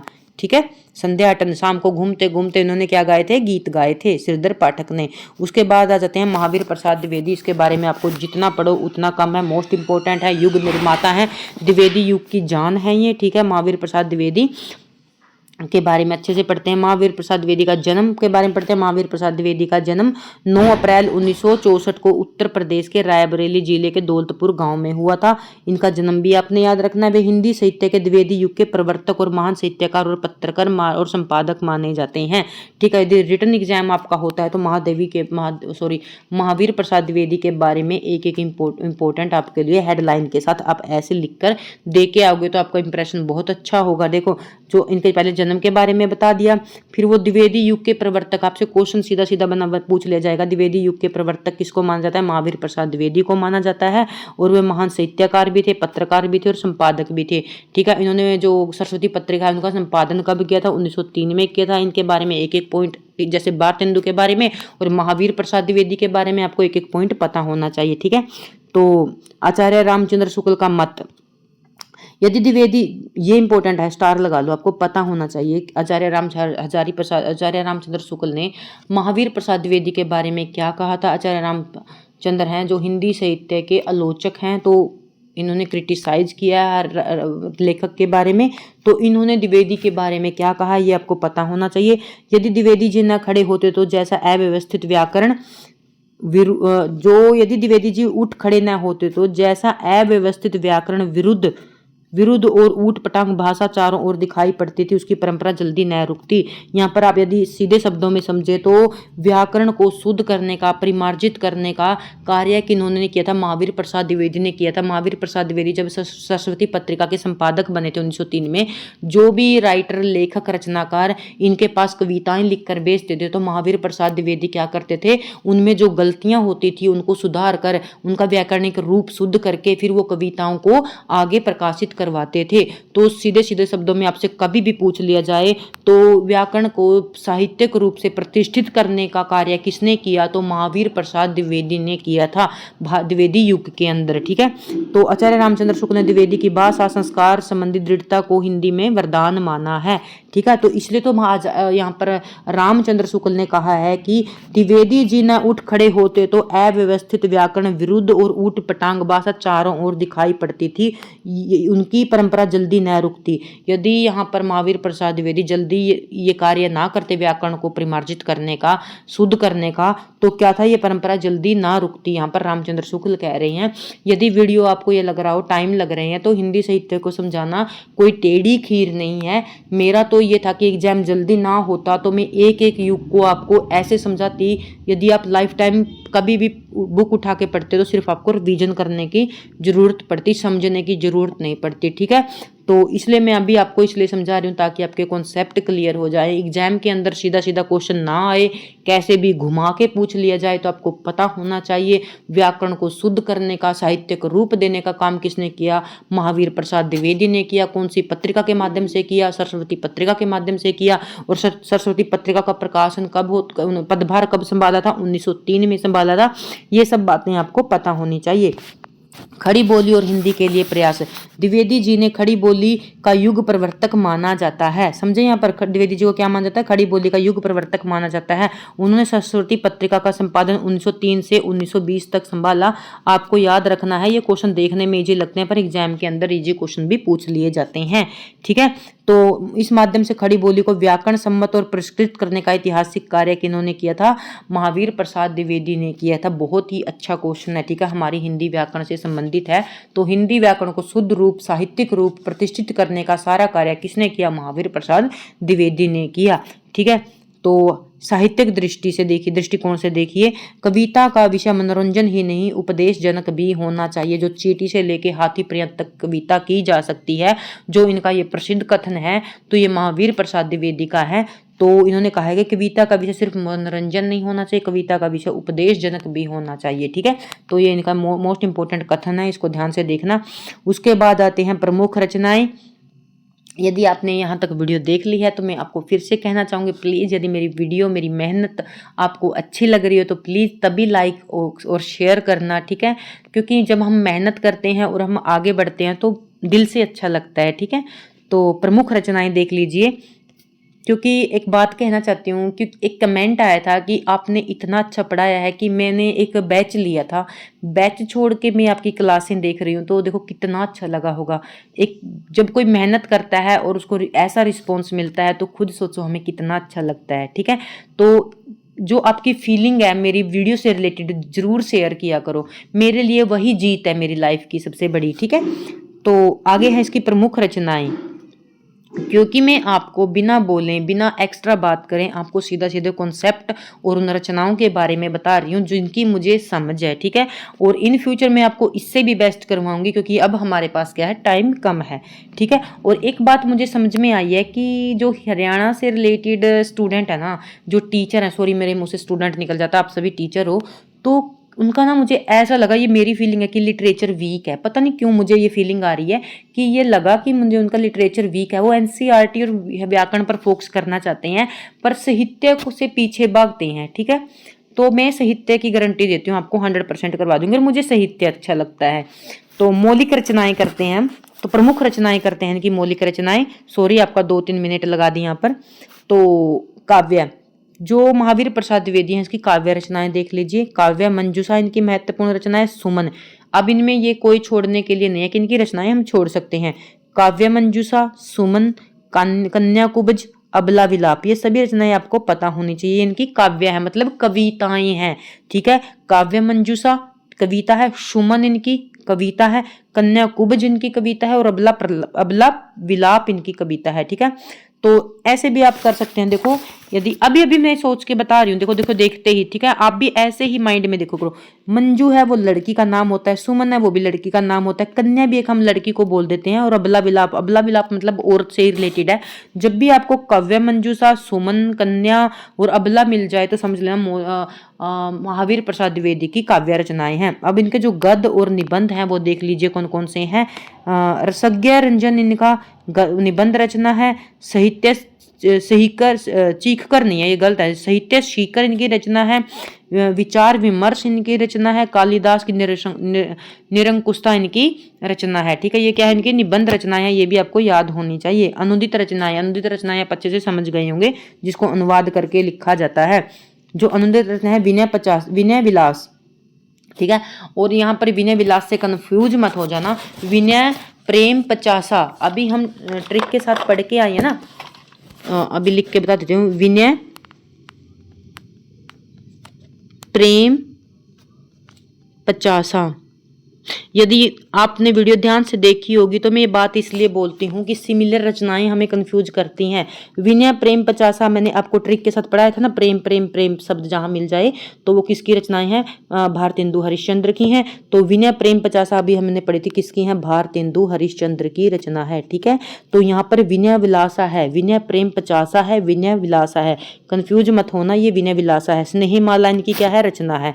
अन्य रचनाएं कौन सी हैं, स्वाधीनता, संपत्ति शास्त्र इनकी एग्जाम के अंदर पूछी जाने वाली मोस्ट इंपॉर्टेंट रचना है। शिक्षा है, ठीक है, इनको आप अच्छे से याद करोगे। ठीक है, आगे आगे इनकी प्रसिद्ध कविता, ठीक है, सरगुन नरक ठिकाना नाही है, क्या है, इनकी बहुत ही प्रसिद्ध कविता है। इसका नाम आपको पता होना चाहिए, एग्जाम के अंदर ऑप्शन के अंदर पूछ ली जाती है, किसकी रचना है, सरगुन नरक ठिकाना नाही। यह कविता द्विवेदी जी ने व्यंग्यात्मक दृष्टि का बेहतरीन उदाहरण है। इन्होंने धार्मिक पखंड और सामाजिक कुरीतियों पर तीखा प्रहार किया है। ठीक है, तो जन्म के बारे में देख लीजिए, महावीर प्रसाद द्विवेदी का जन्म अभी हमने किया था, दौलतपुर रायबरेली 1964 में हुआ था। मुख्य पत्रिका इनकी सरस्वती पत्रिका थी। सरस्वती पत्रिका 1903 से लेकर 1920 तक इसमें क्या है, संपादन का कार्य किया है। इन्होंने योगदान खड़ी बोली का क्या किया है, माननीकरण किया गया है, जिसपे मैंने बार बार आपको जोर देकर समझाने की पूरी कोशिश की है। अब आ गया हिंदी साहित्य में हरिओद। हरिओद पता नहीं क्यों मुझे बहुत अच्छा लगता है, तो आपको भी अच्छा लगना चाहिए। जिस राइटर की रचनाएं डिफिकल्ट लगती हैं ना, उसको फेवरेट बना लो, फिर वो अच्छा लगने लग जाता है।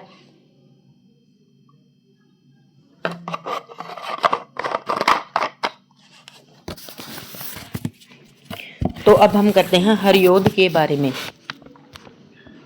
अब हम पढ़ते हैं अयोध्या सिंह उपाध्याय के बारे में। इनको सबसे पहले पता होना चाहिए क्या बोला जाता है, हरिओद बोला जाता है। ठीक है, तो इनके बारे में पढ़ते हैं, इनकी रचनाओं के बारे में पढ़ते हैं, जीवन परिचय पढ़ लीजिए और उपाधि पढ़ लीजिए। अयोध्या सिंह उपाध्याय हरिओद का जन्म कब हुआ था, 1865 में हुआ था।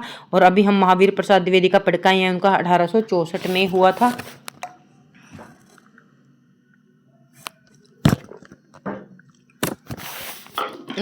उन्हें डॉक्टर गणपति ने गुप्त, यहाँ पर देखिए उपाधि के बारे में पढ़ेंगे। उन्हें डॉक्टर गणपति गुप्त ने आधुनिक काल का सूरदास कहा जाता है। ठीक है, अब ये पूछ लिया जाता है आधुनिक काल का सूरदास किसे कहा जाता है। यहाँ पर आधुनिक काल का पूछा गया है, तो किसे कहा जाता है, अयोध्या सिंह उपाध्याय को कहा जाता है। ठीक है, अयोध्या सिंह उपाध्याय हरिओद को आदिकाल का सूरदास कहा जाता है। और आदिकाल का तुलसीदास किसे कहा जाता है, आपको ये भी पता होना चाहिए। मैथिली शरण गुप्त को आदिकाल का तुलसीदास कहा जाता है। मैथिली शरण गुप्त को क्या कहा जाता है, आधुनिक काल का तुलसी कहा जाता है। तुलसी पूछ लिया जाए तो तुलसी मैथिली शरण होंगे, और यदि आपको सूरदास पूछ लिया जाए तो अयोध्या सिंह उपाध्याय को कहा जाएगा। ठीक है, और इसके पीछे मेरा लॉजिक है कि मैथिली शरण गुप्त को तुलसीदास इसलिए कहा जाता है क्योंकि इन्होंने राम के ऊपर साकेत उपन्यास लिखा गया, इसलिए कहा जाता होगा। और जो आधुनिक काल का सूरदास किस लिए कहा जाता है, क्योंकि इन्हें कृष्ण के ऊपर रचनाएं लिखी हैं अयोध्या सिंह हरिओद ने, तो इसलिए इनको सूरदास कहा जाता होगा। ये मेरी थिंकिंग है। ठीक है, और कहा भी मुझे लगता है इसलिए ही जाता है इनको। तो इन्हें कवि सम्राट की उपाधि से विभूषित किया गया है। ठीक है, कवि सम्राट किसे कहा जाता है, अयोध्या हरिओद उपाध्याय सिंह को कहा जाता है। तो उनकी प्रसिद्ध कृति प्रिया प्रवास के लिए मंगला प्रसाद पारितोषिक प्रदान किया गया है। ठीक है, मंगला प्रसाद पारितोषिक प्रदान किस रचना पर किया गया है, प्रिय प्रवास के ऊपर किया गया है। और प्रिय प्रवास से संबंधित मैंने एनसीईआरटी में आपसे कितनी बार क्वेश्चन पूछा, बता दो कि इसकी रचना कौन सी है, तो आपने एक बार भी कमेंट में नहीं बताया, तो उसी आधार पर मैंने कहा था कि आपको हिंदी साहित्य कम आता है। ठीक है, प्रिय प्रवास इतनी महत्वपूर्ण रचना है। तो प्रिय प्रवास 1914 इसका वर्ष काल है। अब देख लीजिए, किसी भी एनसीईआरटी बुक की, जब भी मैंने एनसीईआरटी बुक आपको पढ़ाई, तो जब भी हरिओद की कविता आई तो मैंने आपसे कितनी बार पूछा, प्लीज मुझे इसकी रचना इसकी जो प्रिय प्रवास है इसकी रचना का वर्ष काल बता दो, तो किसी ने नहीं कमेंट करके बताया। तो मैं तो अब यही कहूँगी कि आपको इसके बारे में पता नहीं था। प्रिय प्रवास 1914। इसके सर्ग कितने हैं? 17 हैं। सर्ग याद रखने, 17 सर्ग हैं। कृष्ण के बचपन से लेकर मथुरा गमन तक का वर्णन इसके अंदर है, ठीक है, कृष्ण पर, इसलिए इनको क्या कहा जाता है? सूरदास कहा जाता है। बहुत ही प्रसिद्ध रचना है इनकी। परिजात, परिजात क्या है? 1937 में। इसमें 15, परिजात में कितने सर्ग हैं? 15। आध्यात्मिक व धार्मिक विषयों का आधार पर लिखी गई है इनकी जो परिजात रचना है। प्रबंध काव्य है तीनों, ये भी ध्यान रखने हैं अपने, तीनों क्या हैं? प्रबंध काव्य हैं। और अब यदि आपको वीडियो में ये नहीं पता चल रहा हो प्रबंध काव्य क्या होते हैं, मुक्तक काव्य क्या होते हैं, ठीक है, तो यदि आपको इन सब के बारे में जानना है, महाकाव्य क्या जानना के बारे में, तो इनकी मैंने स्पेशल वीडियो बना रखी है और अभी अप्रैल में ही बनाई थी। जिसको इनके ऊपर डाउट हो और हिंदी साहित्य का स्टूडेंट है, टीचर है, तो आपको पता होना चाहिए मुक्तक काव्य क्या होता है, प्रबंध काव्य क्या होता है, तो इनके बारे में आपको अच्छे से नॉलेज होनी चाहिए, ठीक है। तो प्रिय प्रवास, परिजात, वेदही वनवास सभी क्या है? ये प्रबंध काव्य हैं, ठीक है। वेदही वनवास है जो राम के द्वारा सीता के निर्वासन की कथा है और इसमें सर्ग कितने हैं? 18, ठीक है। प्रिय प्रवास में 17, वेदी वनवास में 18 और परिजात में कितने हैं? 15, ठीक है। उम्मीद करती हूँ आप बहुत अच्छे से समझ गए होंगे। अब प्रिय प्रवास का महत्व के बारे में देख लीजिए। प्रिय प्रवास खड़ी बोली हिंदी का प्रथम महाकाव्य मानी जाती है। प्रिय प्रवास खड़ी बोली हिंदी का प्रथम महाकाव्य मानी जाती है, खड़ी बोली का मानी जाती है, ये ध्यान रखना। इसका सर्वप्रथम नाम, जो पहले इसका नाम था प्रिय प्रवास का, क्या था? ये पूछा गया एग्जाम के अंदर, ब्रजंगना विलाप था, ठीक है। ब्रजंगना क्या था? ब्रजंगना विलाप इसका प्रथम नाम था। यह संपूर्ण काव्य संस्कृत के वर्ण वृत्तों पर आधारित है, ठीक है। उम्मीद करते हैं आपको समझ आ गया होगा। अब आप पढ़ते हैं हम अन्य काव्य कृतियां जो हरिओद की हैं, महत्वपूर्ण है, तो ये रचनाएं भी आपको याद होनी चाहिए। कृष्ण शतक, रसिक रहस्य, प्रेमाभू वारिधि, ठीक है, प्रेमाभू वारिधि इनकी रचना है। कृष्ण शतक हो गया, रसिक रहस्य हो गया, प्रेम प्रपंच हो गया, ठीक है, प्रेम प्रपंच हो गया, प्रेमाभू प्रश्नव हो गया, ठीक है। जो मैं आपको ना इम्पोर्टेंट है वो बता देती हूँ क्योंकि अब समय का। मैं कृष्ण शतक, रसिक रहस्य और प्रेमाभू वारिधि ये आपको याद होनी चाहिए।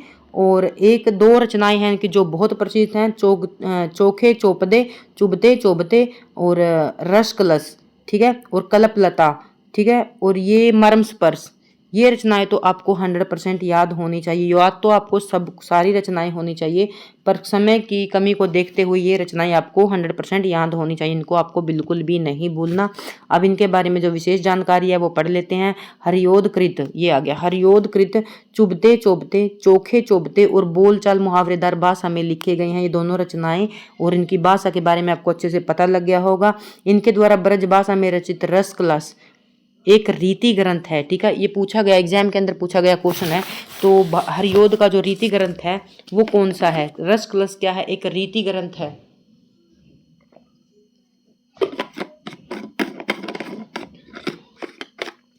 और रीति कलश जो रचना है वो किस भाषा में है? आपको ये भी पता होना चाहिए किस भाषा में है? ब्रज भाषा में है, ठीक है। ये मोस्ट इंपॉर्टेंट लाइनें हैं, जो विशेष जानकारी है इसको ध्यान से देखना और पढ़ना और याद करना। उसके बाद आते हैं मैथिली शरण गुप्त के बारे में। मैथिली शरण गुप्त हिंदी साहित्य में का महत्वपूर्ण स्थान है, द्विवेदी युग के अंदर इसका महत्वपूर्ण स्थान है। इसके बारे में आपको पता होना चाहिए, इसकी कृतियों के बारे में, इसकी रचनाओं के बारे में और रचनाओं के विषय के बारे में भी आपको पता होना चाहिए। चाहे जीवन परिचय छोड़ देना, पर इसकी रचना और रचना के विषय के बारे में कभी मत छोड़ना, ठीक है। तो अब आ गए इसके जन्म के बारे में। मैथिली शरण गुप्त का जन्म 1886 और मृत्यु 1964 में। उपाधियां और उपनाम, इन्हें आधुनिक युग का तुलसी कहा जाता है, मैं बता चुकी हूँ। यदि आपसे सूरदास पूछ लिया जाए तो प्रिय प्रवास के आधार पर हरिओद को सूरदास कहा जाता है और साकेत के आधार पर इनको तुलसीदास कहा जाता है। इन्होंने स्वयं को कौटुंब कवि मात्र कहा है, इन्हें स्वयं को क्या कहा है? कौटुंबिक कवि मात्र कहा है। महात्मा गांधी ने राष्ट्र कवि की उपाधि दी थी। तो आप एक एग्जाम में पूछे गए क्वेश्चन के आधार पर आपको बताती हूँ, प्रीवियस ईयर करने की आपको जरूरत ही नहीं है, मैं प्रीवियस ईयर देख के ही ये पीडीएफ बना के लेके आई हूँ, जो कि मेरी पीडीएफ के अंदर सभी क्वेश्चन इंक्लूड हो जाने चाहिए जो एग्जाम में पूछे गए हैं, ठीक है। तो मैं आप यहाँ पर देखो, सीधा सीधा आपको सरल शब्दों में एक बताऊँ तो मैं यहाँ पर सिर्फ रचनाएं लेकर भी आ सकती थी, मैं एक्स्ट्रा पॉइंट विशेष जानकारी क्यों लेके आई हूँ? क्योंकि उनसे हमें नॉलेज मिलती है, ठीक है। तो इन्होंने स्वयं को क्या कहा ये आपने देख लिया। और महात्मा गांधी ने कौन सी उपाधि दी, राष्ट्रकवि ने दी। राष्ट्रकवि की उपाधि किसने दी, महात्मा गांधी ने दी। और किसको दी, मैथिली शरण गुप्त को दी। इन्हें द्विवेदी काल का हरि गीत का छंद का बादशाह कहा जाता है। इन्हें द्विवेदी काल में क्या कहा जाता है, हरि गीत का छंद का बादशाह कहा जाता है। मोस्ट इंपोर्टेंट जानकारी है ये। इनका जन्म कहाँ हुआ था, चिरगांव झांसी में हुआ था। पिता रामशरण है और इनके गुरु कौन थे, महावीर प्रसाद द्विवेदी थे, ये भी याद रखना है। मैथिली शरण के गुरु कौन थे, महावीर प्रसाद द्विवेदी थे। प्रथम कविता हेमंत। और श्रीधर पाठक की अभी अभी हम पढ़ के आए हैं, प्रथम कविता कौन सी, गुणवंत हेमंत थी। ठीक है, वो भी याद रखनी है। और ब्रजभाषा में कौन कौन सी रचनाएं थी, ऐसे ही याद किया करो। देखो मैंने भी तो आपके साथ ही किया ना, ब्रजभाषा में कश्मीर सुषमा और दूसरी कौन सी थी, मनोविनोद, वो ब्रजभाषा में थी। और जो देहरादून है, वन है, भारत गीत है, स्वर्गीय वीणा है, धन विजय है, संध्या आटन है, वो किस भाषा में है, वो खड़ी बोली में है। ठीक है, आप भी ऐसे रिकॉल करके याद किया करो। ठीक है, तो इनकी प्रथम रचना हेमंत और गुणवंत हेमंत पूछ लिया जाए तो श्रीधर पाठक है, कहीं आप कंफ्यूज ना हो जाए। काव्य संग्रह इनका कौन सा है, प्रथम काव्य संग्रह रंग में भंग इनका क्या है, प्रथम काव्य संग्रह है। ठीक है, प्रथम काव्य संग्रह रंग में भंग। कविता कौन सी है, हेमंत। और काव्य संग्रह जिसमें सभी कविताओं को संकलित कर दिया जाता है उसे बोलते हैं काव्य संग्रह। कहीं आप प्रथम कविता और प्रथम काव्य संग्रह में कंफ्यूज ना हो जाए। उम्मीद में वो पॉइंट बता के चल रही हूँ जिसको कुछ भी नहीं, बिल्कुल बेसिक से बिल्कुल भी नहीं पता होगा, उनके लिए भी ये इंपॉर्टेंट है। देखो, प्रथम कविता बोलते हैं जब उसने पहली कविता लिखी, और प्रथम काव्य संग्रह बोलते हैं जिसमें उन्होंने अपनी कविताओं का संग्रह किया। ठीक है, उस सभी कविताओं को संग्रह करने के बाद उसका क्या नाम दे दिया, रंग में भंग। उसके अंदर सभी कविताएं लिख दी जाती हैं। ठीक है, तो उसको बोलते हैं प्रथम काव्य संग्रह। तो आगे चलते हैं, इसके काव्य संग्रह ग्रंथ कौन कौन से हैं। ठीक है, रंग में भंग, सभी रचनाएं याद होनी चाहिए मैथिली शरण गुप्त की आपको। और नहीं, यदि आपने अभी तक नहीं की तो अब कर लो, समय सब कुछ समय के साथ हम सीख जाएंगे। ठीक है, रंग में भंग कर लो, जयदर्थ वर्द कर लो, किसान, विकट विकट भट्ट, गुरुकुल, साकेत, भारत भारती, झंकार, यशोधरा, द्वापर। ठीक है, रचनाएं बहुत ज्यादा हैं। एक मेरे पास जो मेरी बनाई हुई कहानी है वो सुन लीजिए, यदि आपको उससे याद हो। ये करवानी तो मुझे बोर्ड के ऊपर थी, फिर भी आप सुनो। ठीक है, यहाँ पर आप एक रचना उठा लो, सीधे सीधे रचना को किसान उठा लो। ठीक है, इसके ऊपर मैंने जो बनाई थी, पहले मैं देखती हूँ रचनाओं को, फिर मैं अपने माइंड के अंदर उसकी कहानी बनाती हूँ। ठीक है, और यदि एग्जाम के अंदर किसी स्टूडेंट 90% मार्क्स लेके आ रहा है और एक 50% लेके आ रहा है, ये बताओ मुझे, यदि 90% वाला की मेरिट आएगी या 50 वाला की आएगी, फिर वो 90 वाले से ये नहीं पूछेंगे आपने इतनी रचनाएं कैसे याद रखी। ठीक है, यदि मैंने ट्रिक और कहानी मेथड से, यदि मैंने ये में 90 वाली मैं हूँ, सोच लो, कोई मुझसे पूछेगा क्या आपने इतनी रचनाएं कैसे स्टोर की। मैंने कहा कैसे भी की ना, मैंने तो 90% स्कोर लेके आई ना। ठीक है, एक विदाउट ट्रिक के याद करके गया, उसके 50 आए। ठीक है, उसकी वैल्यू नहीं होगी, जो 100% 90% नंबर लेके आया है उसकी वैल्यू होगी। उसको इंटेलिजेंट समझा जाएगा। ये नहीं सोचेंगे कि उसने याद कैसे किया था, चाहे इसको नॉलेज ज्यादा हो पर माना इसको ज्यादा जाएगा। ठीक है, उसने अपने माइंड के अंदर, मेमोरी के अंदर डाटा स्टोर किया है, रिटेन किया है, चाहे कैसे भी किया है। ठीक है, तो अब आ जाइए, जो मैंने इसके लिए कहानी बनाई है वो सुना देती हूँ आपको, यदि याद हो तो, या फिर आप लिख लेना। तो यहाँ पर सबसे पहले उठाएंगे, एक किसान है। ठीक है, तो उसने क्या किया, पंचवटी में एक गुरुकुल खोला। ठीक है, पंचवटी इनकी रचना है। ठीक है, नीचे दिखा देती हूँ आपको, ये रही पंचवटी। ठीक है, तो इनकी क्या है, पंचवटी एक रचना है। एक किसान है, उन्होंने पंचवटी में क्या किया, एक गुरुकुल खोला। ये रही इनकी गुरुकुल, इनकी रचना हो गई। ठीक है, मैं लिख नहीं सकती ना अभी तो। ठीक है, एक किसान है, उन्होंने क्या किया, पंचवटी में एक गुरुकुल खोला। ठीक है, जहां भारत भारती एक इनकी रचना है। भारत भारती बहुत ही फेमस रचना है, इसका वर्षकाल भी याद कर लो, 1912 में। ठीक है, जो वहां पर क्या हुआ, वहां पर भारत भारती के जयद्रथ, ठीक है, जयद्रथ और जय भारत एक रचना है इनकी, कहां पर है, जय भारत, ये रहा जय भारत। ठीक है, एक किसान ने पंचवटी में गुरुकुल खोला, वहां पर भारत भारती कपल मान लो, और जयद्रथ, जय भारत और सिद्धराज पढ़ने के लिए आए। ठीक है, तो इसमें सिद्धराज दी हुई है, वो क्या है वहां पर, क्या करने के लिए आए, पढ़ने के लिए आए। कौन कौन पढ़ने के लिए आए, सिद्धराज पढ़ने के लिए आए, और जय भारत पढ़ने के लिए आए, और जयद्रथ पढ़ने के लिए। एक गुरुकुल खोला था किसने, एक किसान ने पंचवटी में गुरुकुल खोला। वहां पर भारत भारती नाम का जो कपल थे, उनके बेटे थे जयद्रथ और जय भारत, और सिद्धराज पढ़ने के लिए आए। उन्होंने साकेत में यशोधरा, एक साकेत एक स्थान मान लीजिए। ठीक है, इस साकेत में यशोधरा और विष्णु प्रिया के साथ मिलकर जंकार की। ठीक है, किसके साथ, यशोधरा और विष्णुप्रिया के साथ मिलकर क्या की, झंकार की। ठीक है, ये झंकार क्या है, इनकी रचना है, विष्णुप्रिया क्या है, रचना है, यशोधरा क्या है, इनकी रचना है। आप ये झंकार की, यशोधरा हो गई, ठीक है, तो और विष्णुप्रिया होगी, इन तीनों के साथ मिलकर इन्होंने क्या की, झंकार की। किस किस के साथ, साकेत में, साकेत यहाँ पर स्थान मान लीजिए, और साकेत का अर्थ अयोध्या होता है, और ये पाली भाषा में साकेत का अर्थ अयोध्या होता है, ये भी आपको पता लग गया होगा। ठीक है, तो किस किस के साथ झंकार की, यशोधरा, विष्णुप्रिया और पढ़ने के लिए यशोधरा के साथ मिलकर झंकार की, साकेत में की। ठीक है, ये रचना याद होगी। फिर क्या हुआ, रंग में भंग पड़ने पर विकट बट। ठीक है, फिर क्या हो गया, इनके रंग में भंग पड़ गया। ठीक है, जो ये रंग में भंग इनकी रचना है। फिर क्या हुआ, रंग में भंग पड़ने पर जो विकट बट है और वे तालिक जो गायक है वहां पर आ गए, और उन्होंने क्या किया, हिंदू समाज में द्वापर युग की दोनों ने बैठकर क्या की, बातें की। ये हो गया द्वापर युग। ठीक है, तो उम्मीद करती हूँ ये आपको अच्छे से समझ में आ गई होगी, तो इससे क्या होगा, आपकी सारी रचनाएं याद हो जाएंगी। साकेत के बारे में विशेष तथ्य पढ़ लेते हैं, मोस्ट इंपोर्टेंट रचना है। ठीक है, हिंदी साहित्य में रामचरितमानस के बाद राम काव्य का दूसरा स्तंभ मैथिली शरण गुप्त की साकेत रचना मान जाती है। रामचरित के बाद किसको मान जाता है, साकेत को मान जाता है। साकेत रचना का मूल प्रेरणा, जो साकेत रचना है, पूछा जाता है मूल प्रेरणा इनको कहां से मिली थी, ध्यान से समझ लेना। 1908 में सरस्वती पत्रिका में महावीर प्रसाद द्विवेदी के लेख कवियों की उर्मिला विषयक उदासीनता, इन्होंने महावीर प्रसाद द्विवेदी ने ना एक लेख लिखा था, उस लेख में क्या लिखा था, उर्मिला विषयक उदासीनता से मिली। तो उर्मिला कौन, आप अच्छे से समझ गए होंगे, जो लक्ष्मण की पत्नी है।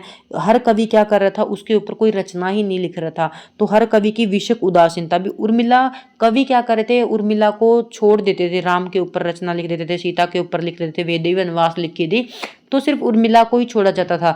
जब राम सीता के साथ राम सीता है जो राम के साथ जंगल चली गई थी, लक्ष्मण चले गए थे, तो पति से दूर रहने की जो प्रताड़ना होती है, जो क्या विरह होता है, वो तो उर्मिला ने बर्दाश्त किया था ना, तो उसको क्यों छोड़ देते थे।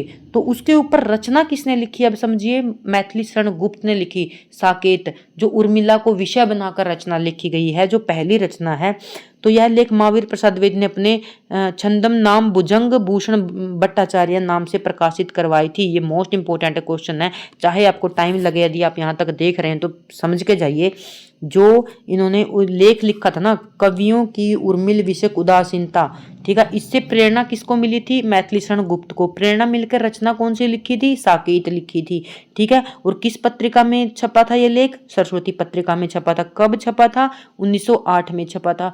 क्या अब आपको एमसीक्यू करने की जरूरत है, देखो कितने एमसीक्यू क्वेश्चन बन गए। ठीक है, साकेत की रचना मूल प्रेरणा कहां से मिली, महावीर प्रसाद द्विवेदी से मिली। 1908 पत्रिका में छपा जो उनका लेख था, कवियों की उर्मिला विषयक उदासीनता से मिली। यह लेख महावीर प्रसाद द्विवेदी ने जो ये लेख छापा था ना, किस नाम से छपवाया था, देखो, भुजंग भूषण भट्टाचार्य नाम से प्रकाशित करवाया था। उम्मीद करती हूँ आप अच्छे से जो मैं कहना चाहती हूँ वो पॉइंट आप समझ रहे होंगे। इस क्वेश्चन के अंदर कम से कम 10 क्वेश्चन है, यदि आप ध्यान से देखो तो। ठीक है, साकेत का मूल शब्द पाली भाषा से लिया गया, जिसका अर्थ अयोध्या होता है। ये क्वेश्चन पूछा गया है, अभी कौन से एग्जाम के अंदर पूछा गया है मुझे याद नहीं आ रहा है, तो पूछा गया है, शायद DSSB का हुआ था अभी लास्ट ईयर, तो उसमें पूछा गया था साकेत का जो मूल शब्द पाली भाषा में है ना, तो मूल जो साकेत शब्द है ना वो किस भाषा का है, पाली भाषा का है। और पाली भाषा में साकेत का अर्थ क्या होता है, अयोध्या होता है। और जो साकेत है इसमें कितने सर्ग हैं, 12 सर्ग है। और इसे डॉक्टर नागेंद्र ने जनवादी काव्य कहा है। क्या कहा है, जनवादी काव्य। किसने कहा है, डॉक्टर नागेंद्र ने कहा है। तो ध्यान से सुनिए, तो इस जो ये तथ्य है ना, इस तथ्य के अंदर इतने क्वेश्चन है, ठीक है, इसलिए मुझे टाइम लग रहा है समझाने में। ठीक है, साकेत है वो किस भाषा का शब्द है, पाली भाषा का शब्द है। पाली भाषा में साकेत के लिए क्या अर्थ है, अयोध्या, अयोध्या बोला जाता है। इसमें सर्ग कितने हैं, 12। जनवादी काव्य किसने कहा, नगेंद्र ने कहा। ठीक है, ऐसे क्वेश्चन बना के पढ़ो। उम्मीद करती हूँ आप समझ गए होंगे, और समझाना चाहती हूँ पर टाइम भी तो देखना पड़ता है ना। अन्य महत्वपूर्ण जानकारी, आचार्य रामचंद्र शुक्ल ने गुप्त जी को सामंजस्यवादी कवि कहा। ठीक है, अब देखो मैं समझाने पे ज्यादा फोकस करती हूँ। ठीक है, वो आपने देखना है कि 1 घंटे में आपको, यदि कोई 1-1.5 घंटे में आपको कोई भारत हिंदू युग, द्विवेदी युग की इतनी रचनाएं, द्विवेदी युग के जो महत्वपूर्ण कवि हैं, और जो अभी छायावाद करेंगे, यदि कोई करवा दे और इतने अच्छे से करवा दे तो बहुत अच्छी बात है, तो वहाँ से कर लेना। बट मैं ऐसे बिल्कुल ऑप्शन के साथ आपको नहीं करवा सकती क्योंकि समझ बहुत ज़्यादा इंपॉर्टेंट है, ठीक है। जो एक्सपीरियंस जो जहाँ पर हम हार चुके हैं वो एक्सपीरियंस आपको मैं कभी नहीं दूंगी, ठीक है। एक टीचर क्या होता है, अपने एक्सपीरियंस से स्टूडेंट को सिखाता है, ठीक है। तो मैं वो क्यों सिखाऊं जो जहाँ से मुझे हार मिली हो, वो सिखाऊंगी ना जहाँ से मुझे बेस्ट मिला हो और आपको बेस्ट मिले, ठीक है। तो आचार्य रामचंद्र शुक्ल ने गुप्त जी को सामंजस्यवादी कवि कहा है, ठीक है। तो किसने कहा सामंजस्यवादी? रामचंद्र शुक्ल ने कहा है। भारत भारती रचना का मूल प्रेरणा हमें, जो भारत भारती इनकी रचना है, वर्ष काल याद करने के लिए कहा था 1912 है, ठीक है। तो इसका मूल प्रेरणा किससे मिली? मुझसे हाली से इनको क्या मिली? रचना की प्रेरणा मिली। ब्रजमोहन दत्रेय कैफी कृत भारत दर्पण पुस्तक से प्राप्त हुई, ठीक है। किससे प्राप्त हुई? ब्रजमोहन की जो कृति है भारत दर्पण से इनको भारत भारती लिखने की मूल प्रेरणा प्राप्त हुई। अनुदित रचनाएं कौन कौन से मैथिली शरण गुप्त की, वो भी देख लीजिए। प्लासी का युद्ध, मेघनाथ वध और वृत्त संहार, ठीक है।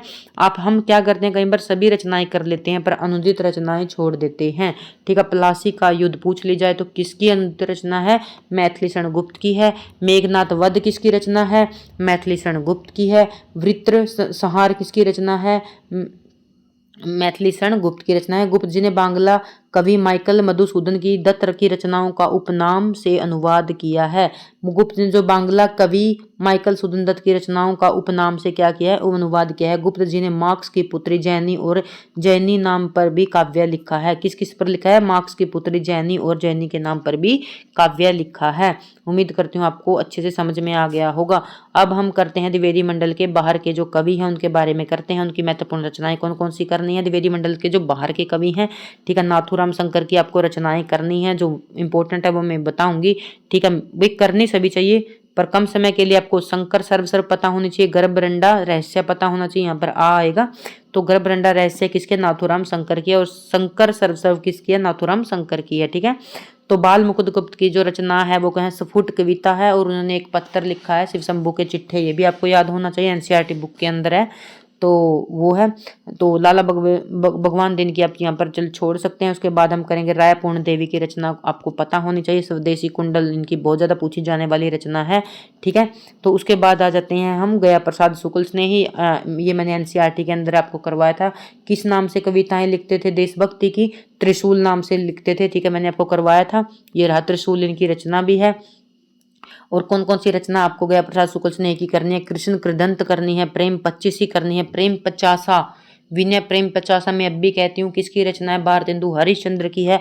और अभी हम करके विनय विलास किसकी है?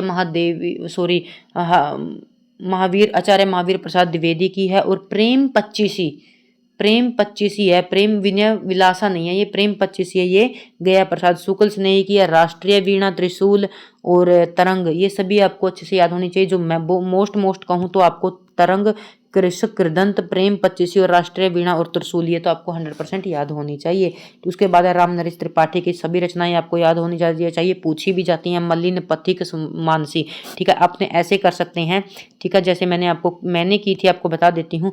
क्या हुआ? राम नरेश त्रिपाठी को क्या हुआ? सपना आया। स्वप्न को क्या कर लेंगे? सपन कर लेंगे। सपना आया, सपने में क्या देखा उन्होंने? मानसी को देखा। कहाँ पर देखा? पथ पर देखा। और मिलन, आप समझ गए होंगे यहाँ पर अच्छे से, ठीक है। सपना देखा, किसका देखा? मानसी का देखा। और मानसी के बाद क्या देखा? पथ पर क्या मिली उनको? मिलन यहाँ पर आपको मिलन, पथिक, मानसी, स्वप्न, कविता, कौमुदी, तो इनकी फेमस है ये, तो आपको ये तो पता ही होना चाहिए। ये मुकुटधर पांडे की भी रचना है, आपको पता होना चाहिए। मुकुटधर पांडे को रामचंद्र शुक्ल ने छायावाद का प्रवर्तक कवि माना है, ठीक है। छायावाद का क्या माना है? प्रवर्तक कवि माना जाता है।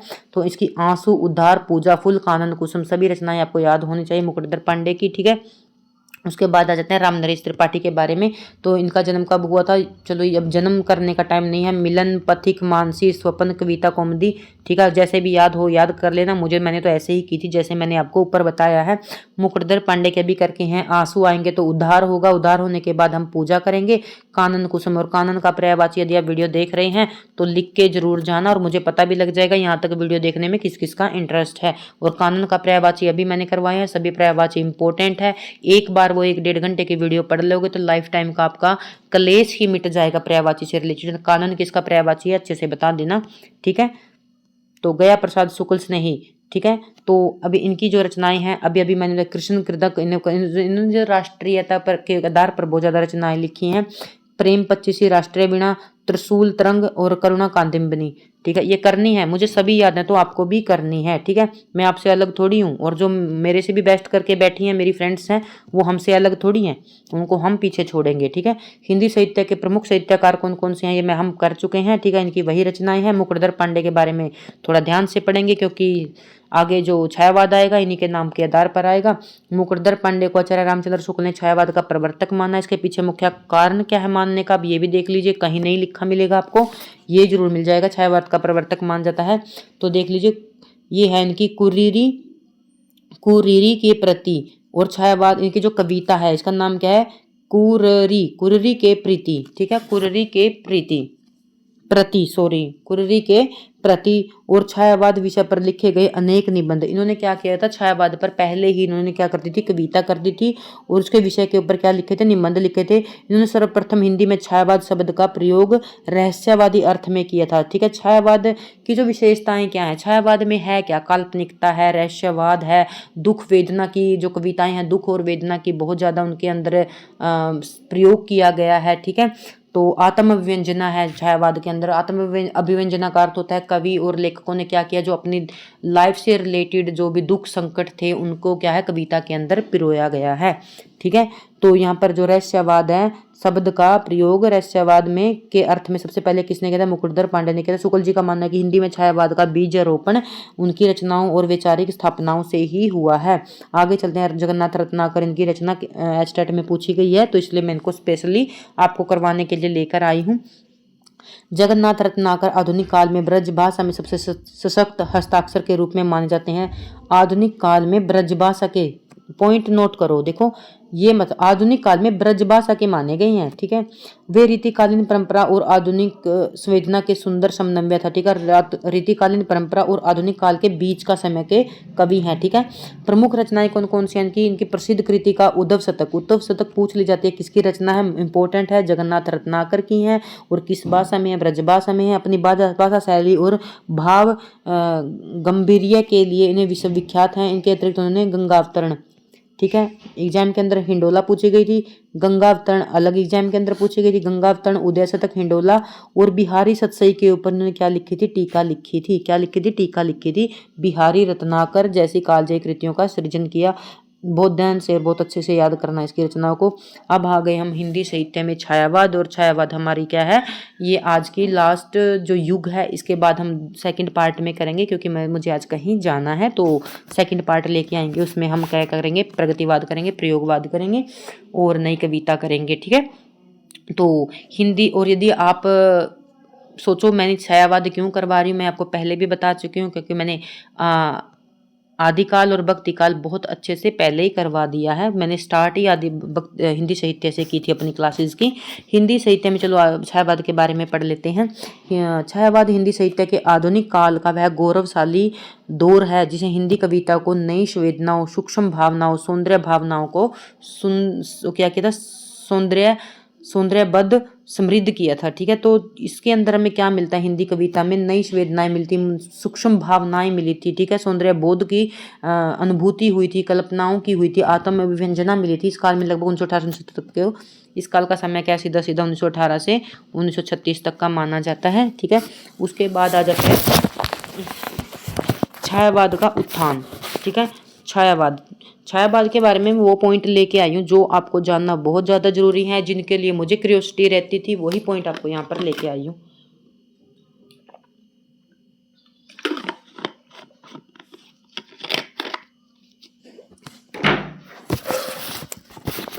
तो छायावाद का जो उत्थान है इसके बारे में बढ़ते हैं। छायावाद का उदय द्विवेदी युग की इतिवृत्तात्मक प्रवृत्ति के कारण हुआ था, ठीक है। तो छायावाद का उदय क्यों होता, द्विवेदी युग की जो इतिवृत्तात्मकता थी उसके कारण हुआ था। यदि आपसे क्वेश्चन पूछ लिया जाए द्विवेदी युग की इतिवृत्तात्मक विशेषता किस युग की है, तो याद रखना द्विवेदी युग की है, ठीक है। किस युग की है, द्विवेदी युग की है। इतिवृत्तात्मकता थी जो किस युग की है, द्विवेदी युग की है, ठीक है। इसमें क्या था, कविता को वर्णात्मक रूप में प्रस्तुत किया जाता था, कोई उसमें कल्पना नहीं होती थी, रहस्यवाद नहीं होता था। तो इस इतिवृत्तात्मकता से परेशान होकर कवियों ने छायावाद की स्थापना की थी, छायावाद आया था। ठीक है, कवियों ने बाहरी आडंबरों को छोड़कर आत्मा की पुकार और प्रकृति के मानवीकरण पर बल दिया था। छायावाद के कवियों ने किस पर बल दिया था? बाहरी आडंबरों को छोड़कर आत्मा की पुकार और मानवीकरण पर बल दिया था। इसके उत्थान के प्रमुख कारण थे पाश्चात्य रोमांटिक कविता का प्रभाव, राष्ट्रीय चेतना का जागरण और व्यक्तिवाद का उदय इसके छायावाद के मुख्य कारण थे। ठीक है, तो आपसे पूछ लिया जा सकता है ऑप्शन के अंदर, तो सभी को ध्यान से देखना है किन कारणों से छायावाद का उदय हुआ था। छायावाद के प्रमुख 4 स्तंभ इंटरव्यू में पूछे जाते हैं और पता भी होना चाहिए आपको, मोस्ट इंपोर्टेंट क्वेश्चन है ये। ठीक है, छायावाद के 4 प्रमुख, यदि कोई इंटरव्यू की प्रिपरेशन कर रहा हो तो छायावाद के कवियों के बारे में अच्छे से पता होना चाहिए आपको। छायावाद के 4 प्रमुख कवि हैं जिन्हें छायावाद का स्तंभ कहा जाता है। जयशंकर प्रसाद आप अच्छी तरह जानते हैं, छायावाद का जनक मान जाता है। कामयानी इनका महत्वपूर्ण काव्य है। सूर्यकांत त्रिपाठी निराला ये मुक्तक छंद के प्रवर्तक मान जाते हैं। इनकी कविता में ओज और विद्रोह का स्वर है। सुमित्रा नंदन इन्होंने प्रकृति का सुकुमार कवि कहा जाता है। महादेवी वर्मा इन्हें आधुनिक युग की मीरा कहा जाता है। इनकी कविता में वेदना और विरह की प्रधानता है। ठीक है, मैं नीर की दुख, वो है ना इसकी कविता जो मैं नीर की दुख भरी बदली वाली है इनकी, जो ऐसे। तो उसके बाद रामचंद्र शुक्ल का दृष्टिकोण पढ़ लेते हैं हम, 1 मिनट। ठीक है, तो आचार्य रामचंद्र शुक्ल ने छायावाद की आलोचना करते हुए इसे अन्याय और रहस्यवाद से जोड़कर देखा। शुक्ल जी ने लिखा है, ये इंपॉर्टेंट मोस्ट इंपॉर्टेंट पॉइंट है जो मैं हाईलाइट कर रही हूँ, और हाईलाइट करके दे रखा है तो इंपॉर्टेंट है, एक एक पॉइंट को ध्यान से समझना। रामचंद्र शुक्ल ने छायावाद के बारे में क्या कहा? छायावाद शब्द का प्रयोग 2 अर्थों में समझना चाहिए, एक तो रहस्यवाद के अर्थ में और दूसरा काव्य वस्तु से होता है। ठीक है, जहाँ संबंध एक तो कहाँ से है, एक तो रहस्यवाद, और जहाँ संबंध काव्य वस्तु से होता है, दूसरा काव्य शैली और पद्धति विशेष पर अर्थ। क्योंकि जो छायावाद है इनकी कविता की काव्य शैली भी अलग थी, इनकी पद्धति भी अलग थी। तो रामचंद्र शुक्ल ने सीधा सीधा कहा कि यदि छायावाद को आपको समझना है तो एक तो रहस्यवाद के अर्थ में समझिए, और जहाँ काव्य वस्तु से है होता है। ठीक है, दो के बीच में आपको समझना चाहिए, और काव्य शैली और पद्धति के अर्थ में समझना चाहिए। शुक्ल जी ने इसे बहुत अधिक व्यक्तिवादी और कल्पना प्रधान माना है। हाँ, कल्पना प्रधान कविताएं इस काव्य में बहुत ज्यादा हुई हैं, तो शुक्ल जी ने अधिक व्यक्तिवादी और कल्पना प्रधान माना है, जिसके कारण इन्हें तत्कालीन सामाजिक यथार्थ से दूर प्रतीत होती हैं। उसके बाद हिंदी साहित्य में छायावाद। हिंदी साहित्य में आधुनिक काल के का वह गौरवशाली दौर है। छायावाद हिंदी साहित्य में आधुनिक काल का वह गौरवशाली दौर है जिन्हें हिंदी कविता को नई संवेदनाओं, इन्होंने हिंदी कविता को क्या दी? नई संवेदनाएं, सूक्ष्म भावनाओं, ये हमने कर लिया है। ठीक है, तो ये हम कर चुके हैं, शायद रिपीटेड हो गया ये। हाँ, छायावाद की विशेषताएं करेंगे, मोस्ट इंपॉर्टेंट है विशेषताएं, क्योंकि किसी भी काल की विशेषताएं आपके लिए बहुत बहुत इंपॉर्टेंट है। चाहे आप द्विवेदी युग करिए, उसकी विशेषताएं आपको पता होनी चाहिए, चाहे आप भक्ति काल करिए, उसकी विशेषताएं से हमें पता चलता है उस काल के अंदर सामाजिक, राजनीतिक और धार्मिक कारण क्या थे। ठीक है, उस समय का वातावरण कैसा था, तभी तो हमें पता चलेगा, क्वेश्चन को हम तभी तो इजिली कर पाएंगे। ठीक है, तो अब छायावादी जो कविता है उसकी विशेषताएं क्या थी ये पता लग जाएगा। जो छायावाद था उसके अंदर विशेष क्या था, अलग क्या था, वो दूसरे युगों से अलग क्या था। आत्म अभिव्यक्ति थी इनकी कविताओं में, क्या था? आत्म अभिव्यक्ति थी, व्यक्तिवाद था। छायावाद के कवि अपने निजी अनुभव और भावनाओं को प्रधानता देते थे। बहुत अच्छा क्वेश्चन है, एग्जाम के अंदर और इंटरव्यू के अंदर आपसे पूछा जा सकता है। छायावादी जो कवि हैं उनमें अलग क्या था, वो क्या करते, जो कविताएं लिखते थे उनमें अपनी निजी अनुभूतियां और भावनाओं की प्रधानता को देते थे। सौंदर्य और प्रेम, इनकी कविता में सौंदर्य का सूक्ष्म चित्रण मिलता है जो स्थूल न होकर सूक्ष्म का उदात है। प्रकृति का इन्होंने मानवीकरण किया, प्रकृति को संजीव मानकर उसे सुख दुख का साथी बनाया है। रहस्यवाद, अज्ञात प्रियतम, रहस्यवाद क्या होता है? अज्ञात प्रियतम, ईश्वर या प्रकृति के प्रति जिज्ञासा और मिलन की तड़प इनकी कविताओं में देखने को मिलती है। वेदना और करुणा, दुखों और विरह की अभिव्यक्ति विशेषकर महादेवी वर्मा के काव्य में मिलती है। ठीक है, क्वेश्चन भी पूछ सकते हैं कि दुख और वेदना की जो प्रवृत्ति हमें किसकी रचनाओं में मिलती है? महादेवी वर्मा की रचनाओं में मिलती है। नारी के प्रति सम्मान और उदार दृष्टिकोण, नारी को केवल कामनी न मानकर प्रेरणा और शक्ति स्तोत्र माना गया है। प्रतीकवाद और लाक्षणिक शैली, आप अपनी बात कहने के लिए प्रतीकों और लाक्षणिक भाषा का प्रयोग किया गया है। छायावादी संबंधी परिभाषाएं देख लीजिए, मोस्ट इंपोर्टेंट है परिभाषाएं। छायावाद के को महादेवी वर्मा ने क्या कहा है? छायावाद तत्व प्रकृति के बीच जीवन का उद्गीत है। ठीक है, छायावाद तत्व प्रकृति के बीच जीवन का उद्गीत का जिसका मूल दर्शन सर्वात्मवाद है। ठीक है, ठीक है, आपको एक एक इनकी जो रचनाएं परिभाषाएं याद होनी चाहिए। ठीक है, जयशंकर प्रसाद ने छायावाद को क्या कहा है, काव्य में जब वेदना का आधार स्वानुभूति और अभिव्यक्ति होने लगे, जब काव्य में क्या होना लगे, जब वेदना के आधार पर, वेदना मतलब दुख के आधार पर स्वानुभूति, खुद की अनुभूतियां होने लगे और अब खुद की अनुभूतियां व्यक्त होने लगे, तब हिंदी में उसे क्या कहा जाता है, छायावाद के नाम से अभिनीत किया जाता है। ठीक है, जब वेदना स्वानुभूति अभिव्यक्ति की वर्ड आपको दिख जाए तो समझ लेना जयशंकर प्रसाद के द्वारा दी गई कोटेशन है, मतलब पंक्तियां हैं, कथन है छायावाद के बारे में। आचार्य रामचंद्र शुक्ल ने छायावाद को क्या कहा, इंपॉर्टेंट है, चाहे किसी को आए या ना, ये आपको करनी पड़ेंगी, इनसे क्वेश्चन बनते हैं। छायावाद शब्द का दो जहां पर दो अर्थ में सब अर्थ समझाना मिल जाए छायावाद को, तो समझ लेना आचार्य रामचंद्र शुक्ल के द्वारा कहे गए कथन है। एक तो रहस्यवाद के अर्थ में, और दूसरा इन्होंने क्या बताया था, दूसरा शैली और पद्धति विशेष के अर्थ में। जहां पर आपको रहस्यवाद मिले और अलग शैली और पद्धति मिले तो वो क्या है, छायावाद है। और छायावाद की कथन किसने कहे, आचार्य रामचंद्र शुक्ल जी ने कहे। उसके बाद आ जाते हैं नंद दुलारे वाजपेयी के बारे में। जो नंद दुलारे वाजपेयी हैं, ये इन्होंने क्या कहा, इन्होंने कहा मानव अथवा प्रकृति के सूक्ष्म और सौंदर्य की आध्यात्मिक छाया का भान मेरे विचार में छायावाद की सर्वमान्य व्याख्या हो सकती है। रामविलास शर्मा ने क्या कहा, छायावाद स्थूल के प्रति सूक्ष्म का विरोध है, एक युग कविता के रूप में है। ठीक है, जहां सूक्ष्म के प्रति स्थूल आ जाए तो नगेंद्र ने कहा, और जहां स्थूल के प्रति सूक्ष्म आ जाए तो रामविलास शर्मा ने कहा। और सूक्ष्म के प्रति ऐसे भी आ जाता है, सूक्ष्म के प्रति स्थूल का विरोध वो नगेंद्र ने कहा था। ठीक है, तो डॉक्टर रामकुमार वर्मा ने छायावाद को क्या कहा, छायावाद राष्ट्रीय जागरण का काव्यात्मक अभिव्यक्ति है। आचार्य प्रसाद द्विवेदी ने क्या कहा, रामस्वरूप त्रिवेदी ने छायावाद की अभिव्यक्ति को प्रगल्भता के रूप में देखा है, जहां कवि अपनी संवेदनाओं को नई भाषा शिल्प से डालता है। कवि खुद की संवेदनाएं अपने क्या है अलग भाव से लिखता है। फॉर एग्जाम्पल मैं आपको सीधे शब्दों में समझाऊं, हमारे शब्दों में समझाऊं तो मैं आप या हम कोई कविताएं लिख रही हैं और उनमें क्या करते हैं, हम स्वयं की अपनी संवेदनाएं, अपनी फीलिंग, अपनी भावनाएं,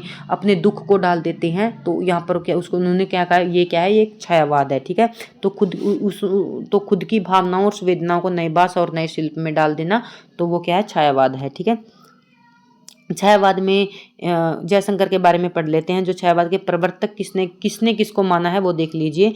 आचार्य रामचंद्र शुक्ल ने छायावाद का प्रवर्तक मुकुटधर पांडे को माना है। आचार्य नंद दुलारे वाजपेयी ने सुमित्रानंद पंत को माना है। प्रभाकर माचवे ने माखनलाल चतुर्वेदी को माना है। ईला चंद्र जोशी ने व अन्य ने जयशंकर प्रसाद को माना है। छायावादी कवि, छायावाद के 4 चतुष्ट हैं, कौन कौन से हैं, अब इसमें देख लिए कौन कौन से हैं, जयशंकर प्रसाद, सुमित्रानंद पंत और महादेवी निरालमा, इनको क्या बोल जाता है, छायावाद के 4 महत्वपूर्ण कवि। ठीक है, छायावाद के वित्री को माना जाता है, मतलब तीन जो मतलब देव भगवान है उनका रूप किसको माना जाता है, ब्रह्मा किसका माना जाता है, जयशंकर प्रसाद को ब्रह्मा का अवतार रूप माना जाता है। विष्णु किसको माना जाता है, सुमित्रानंद पंत को माना जाता है। महेश सूर्यकांत त्रिपाठी निराला को माना जाता है। ये इनके अवतार नहीं माने जाते, जो रचनाएं करने का भाव है ना उसके आधार पर माने जाते हैं। जो महेश होता है, जो शिव होता है, थोड़ा मतलब तांडव और थोड़ा अग्रेशन स्वभाव के हैं, तो जो सूर्यकांत त्रिपाठी की रचना है, उन रचना लिखने की जो प्रवृत्ति है वो थोड़ी अग्रेसिव है। ठीक है, ओज प्रवृत्ति और वीरात्मक इन्होंने रचनाएं लिखी है, तो इसलिए इनको महेश का नाम दिया गया है। ठीक है, आगे आ जाता है छायावाद की लघुत्री में कौन कौन आते हैं ये आपने देखना है। महादेवी वर्मा आती है, रामकुमार वर्मा आता है और भगवती चरण वर्मा आते हैं। ठीक है, लघुत्री में कौन आते हैं, महादेवी वर्मा, रामकुमार वर्मा। ओ इसको तो देखो कोइंसिडेंट देखो, वर्मा वर्मा वर्मा, तीनों ही वर्मा, महादेवी वर्मा, रामकुमार वर्मा और भगवती चरण वर्मा। ठीक है, ये क्या है, छायावाद की लघुत्री में आते हैं। तो अब हम पढ़ते हैं जयशंकर प्रसाद का जीवन परिचय। तो इनके बारे में पढ़ लेते हैं, इनका जीवन कब हुआ था, क्योंकि सीक्वेंस में पूछ सकते हैं तो आपको पता होना चाहिए। 1879 में हुआ था। इनके पिता का नाम, माता गुरु का नाम मोहिनी लाल, और ये किस नाम से रचनाएं लिखते थे, कलादर नाम से लिखते थे। झारखंडी और कलादर, आपको सिर्फ ये याद करना है। ठीक है, जो जयशंकर प्रसाद है किस नाम से अपनी रचनाएं लिखते थे, झारखंडी और कलादर नाम से लिखते थे। ठीक है, जयशंकर प्रसाद की महत्वपूर्ण कृतियां कौन कौन सी देख लीजिए। उर्वशी महत्वपूर्ण है, वन मिलन है, प्रेम राज्य है, अयोध्या का उद्धार है, शोकोच्छ्वास है। ठीक है, ये और कानन कुसुम है। ठीक है, प्रेम पथिक है ये, और चित्राधार है, महाराणा का महत्व है। सभी रचनाएं आपको अच्छे से याद करनी है। उर्वशी, वन मिलन, प्रेम राज्य, अयोध्या का उद्धार। ठीक है, ये तो आपको बिल्कुल भी नहीं छोड़नी है। जयशंकर प्रसाद की सभी रचनाएं करनी है। ठीक है, झरना है, आंसू है, लहर है, कामयानी है। कामयानी तो इनकी कीर्ति का आधार स्तंभ है। ठीक है, 1935 में इसका रचना काल भी एग्जाम के अंदर पूछा जाता है। मुझे अभी याद नहीं आ रहा, किसी एग्जाम में पूछा गया 1935 में। उन्होंने क्या लिखी थी? कामयानी।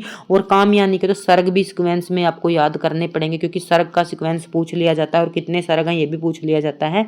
ठीक है, तो आंसू, झरना, लहर, महाराणा का महत्व आप अच्छे से याद कर लेना इनको। प्रमुख साहित्यिक तथ्य कौन कौन से हैं? प्रथम कविता कौन सी है इनकी देख लीजिए, सावन पंचक, जो भारतेंदु पत्रिका में कलाधर नाम से प्रकाशित हुई थी। कलाधर नाम से कौन सी पत्रिका प्रकाशित हुई थी? सावन पंचक। प्रथम छायावादी कविता कौन सी, जो छायावादी के इन्होंने प्रथम कविता कौन सी है? प्रथम प्रभात इनकी क्या है? प्रथम कविता है, जो जरना काव्य संग्रह में संकलित है। प्रथम पुरस्कार रचना की, जिस ऐसी कौन सी रचना है जयशंकर प्रसाद की जिस पर उन्हें पुरस्कार मिला है? जो चंपू काव्य है वो है उर्वशी। ठीक है, खड़ी बोली का प्रथम महाकाव्य कानन कुसुम। खड़ी बोली का प्रथम काव्य संग्रह कौन सा इनका? यहाँ पर खड़ी बोली, ये ध्यान रख लेना, कानन कुसुम खड़ी बोली का है। ठीक है, प्रथम छायावादी कविता प्रथम प्रभात है। ठीक है, और पुरस्कार किस पे मिला है? उर्वशी पे मिला है। उसके बाद आ जाते हैं जयशंकर प्रसाद की प्रमुख कृतियां और कामयानी का विवरण। मोस्ट इंपोर्टेंट है, एग्जाम में क्वेश्चन पूछे जाते हैं। प्रमुख कृतियां देख लीजिए। ठीक है, झरना, इसे छायावाद की प्रथम रचना माना जाता है। प्रथम छायावाद की प्रथम रचना कौन सी माना जाता है? इसके ऊपर क्वेश्चन हर एग्जाम में पूछे जाते हैं। तो किसे माना जाता है? झरना को माना जाता है। और प्रयोगशाला की, छायावाद की प्रथम प्रयोगशाला किस रचना को माना जाता है? झरना को माना जाता है। आंसू या 133 छंदों का वीर्य प्रधान स्मृति काव्य, इसे हिंदी का मेघदूत कहा जाता है। हिंदी, जयशंकर प्रसाद की कौन सी रचना को हिंदी का मेघदूत कहा जाता है? तो आंसू को कहा जाता है। चित्राधर, इसमें उनकी ब्रज भाषा में संकलित कविताएं हैं। चित्राधर में जयशंकर प्रसाद की कौन सी कविताएं संकलित हैं? तो ब्रजभाषा में लिखी हुई कविताएं संकलित हैं। प्रेम प्रतीक, यह सर्वप्रथम ब्रजभाषा में सन 1909 में लिखा गया था। इन्होंने, जिसका उन्होंने खड़ी बोली में क्या किया था? अनुवाद किया था 1914 में। ठीक है, कामयानी महाकाव्य के बारे में पढ़ लीजिए, मोस्ट इंपोर्टेंट है। सर्ग पता होना चाहिए 15। अंगिरस कौन सा है? इसका शांत रस अंगिरस है। दर्शन कौन सा है? समरसत्ववाद और आनंदवाद इसका दर्शन है। मुख्य पात्र मनु, ईड़ा और कुमार इसके क्या है? मुख्य पात्र हैं। और इसका छंद कौन सा?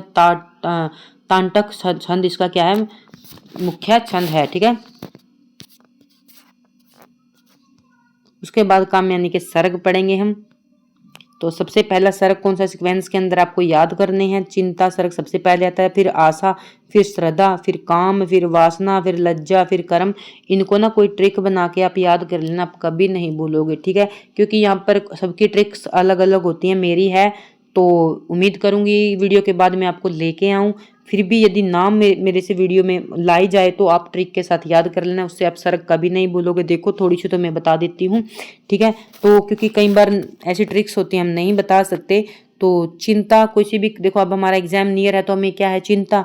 कभी कभी हम किसी की वीडियो देखते हैं तो हमारे मन में क्या है? आशा जागती है कि हम अपना एग्जाम कर लेंगे। फिर हमारे मन में भगवान के लिए श्रद्धा उत्पन्न होती है। ठीक है, फिर हमें क्या होता है? हम काम, वासना, लज्जा। ठीक है, तो आप कोरिलेट करके ऐसे ही इसको कर लेना, कुछ ना कुछ कोरिलेट करके।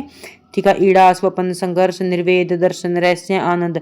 मुझे याद है तो उम्मीद करती हूँ आप अच्छे से याद कर पाओगे। नहीं कर पाए तो मैं एक वीडियो इसके सिर्फ सर्ग के ऊपर लेके आ जाऊंगी, सिर्फ जो अच्छी सी ट्रिक बना के।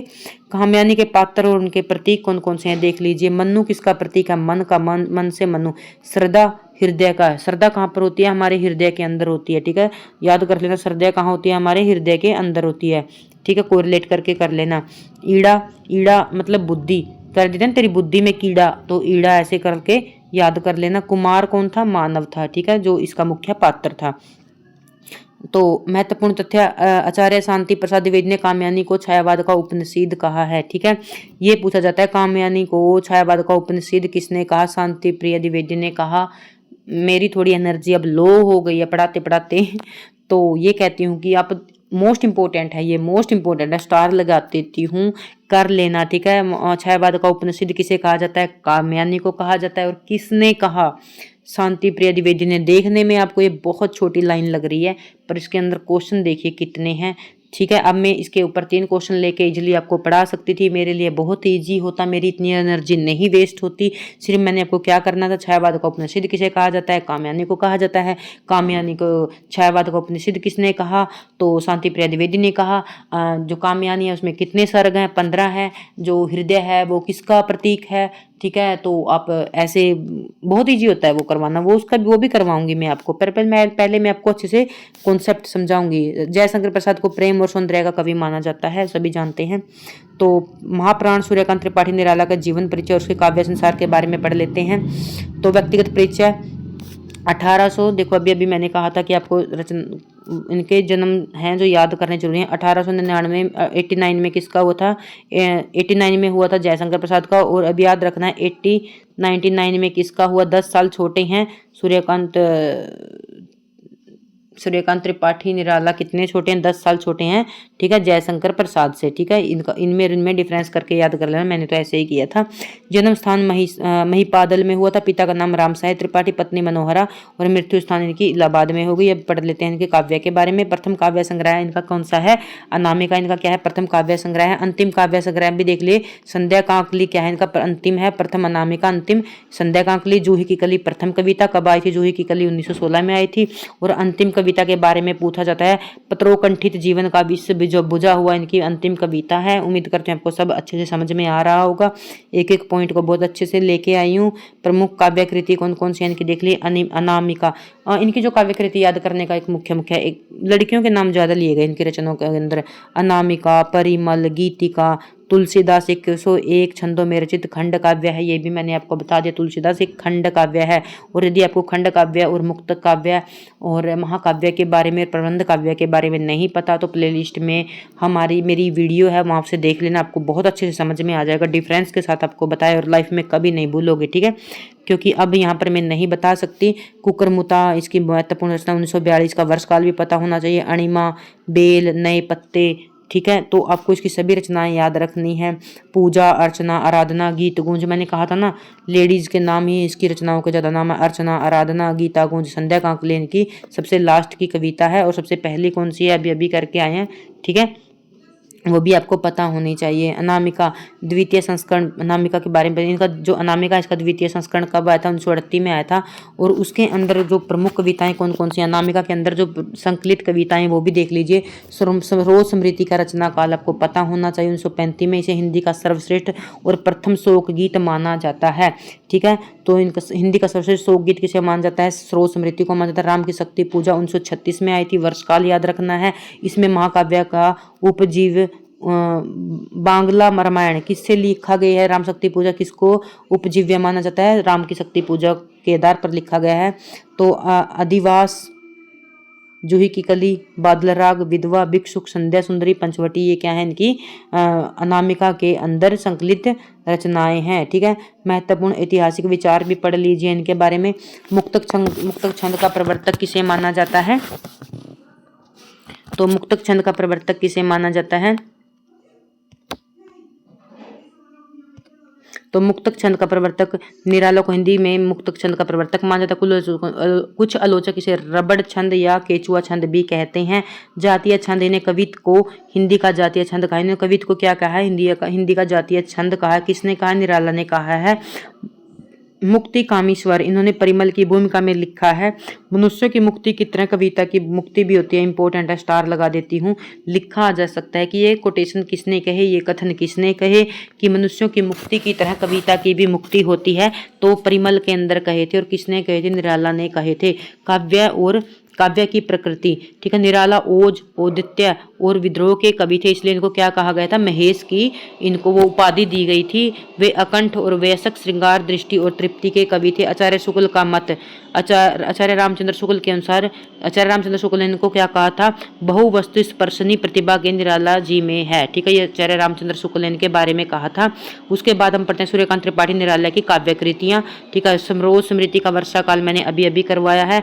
सम्राट, अच्छा, अनामिका के अंदर जो संकलित है ना, वो रचनाएं आपको पूछी जा सकती हैं। अनामिका के अंदर कौन कौन सी रचनाएं संकलित है, ठीक है। यहाँ पर समझ लीजिए, एक लड़की है अनामिका, ठीक है। उसके पति का नाम क्या है, एडवर्ड।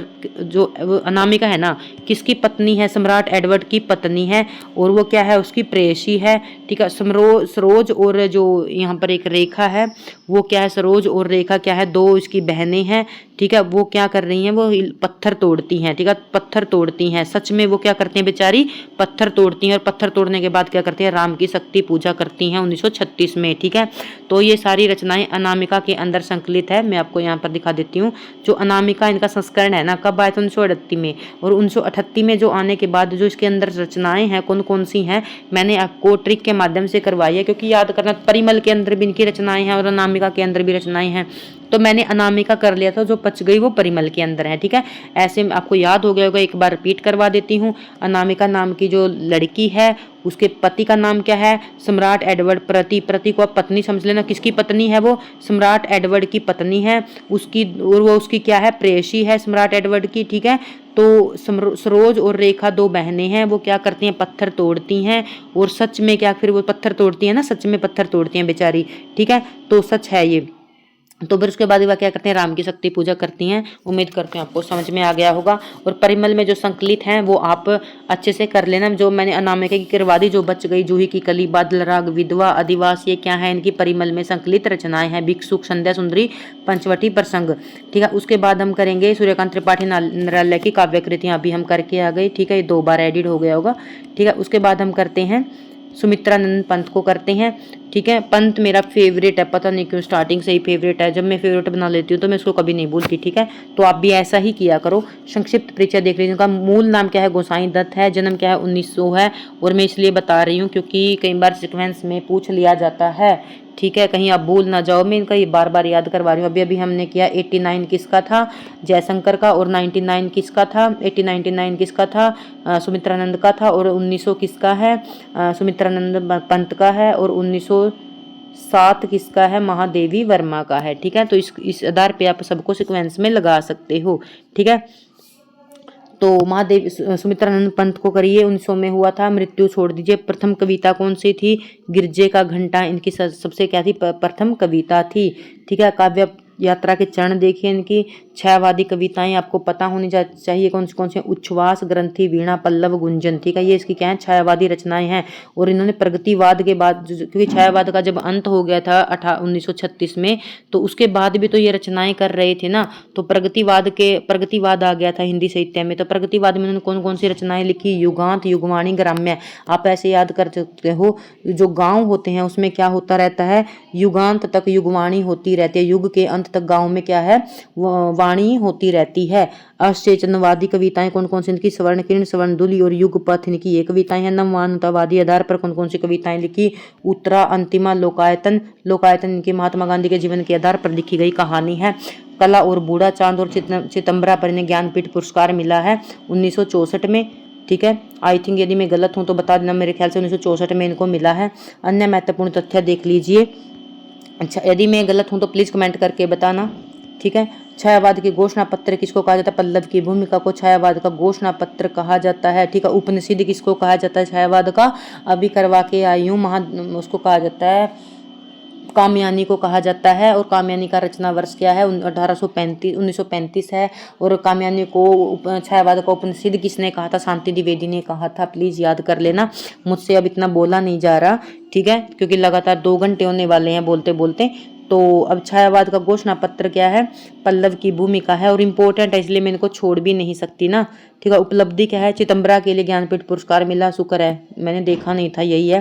तो दर्शन क्या है, अरविंद दर्शन से प्रभावित थे। दर्शन भी याद रखना है, जैसे महादेवी वर्मा थी वो बौद्ध धर्म से प्रभावित थी, और जो सुमित्रानंद पंत है वो अरविंद दर्शन से प्रभावित थे। महाकाव्य लोकायतन गांधी जी के जीवन पर आधारित है। देखो, मैंने ये PDF नहीं पढ़ी, सिर्फ बना के लेके आई हूँ, तो आपको भी ऐसे ही याद होने चाहिए। 1 मिनट,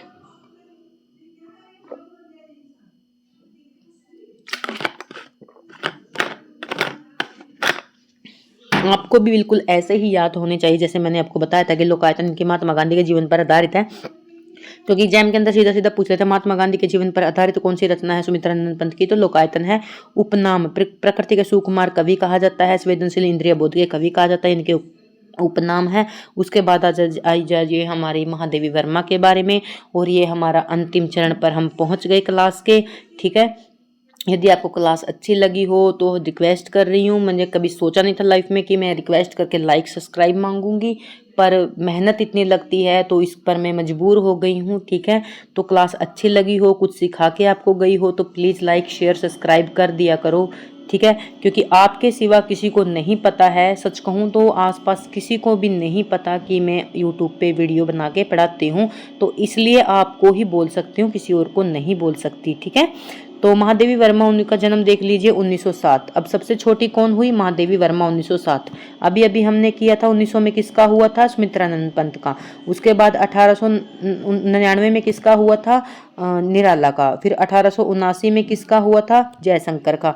ऐसे याद करोगे तो कभी पूछ लो एग्जाम में, आप कभी भी कंफ्यूज नहीं होगे। ठीक है, तो महादेवी वर्मा को हिंदी साहित्य में छायावाद युग की एक महान कवयित्री और लेखिका थी। उन्होंने आधुनिक मीरा के नाम से जाना जाता है। वह बौद्ध धर्म से प्रभावित रहस्यवादी कवयित्री थी। ठीक है, अभी हम जो सुमित्रानंद पंत थे वो किससे प्रभावित थे?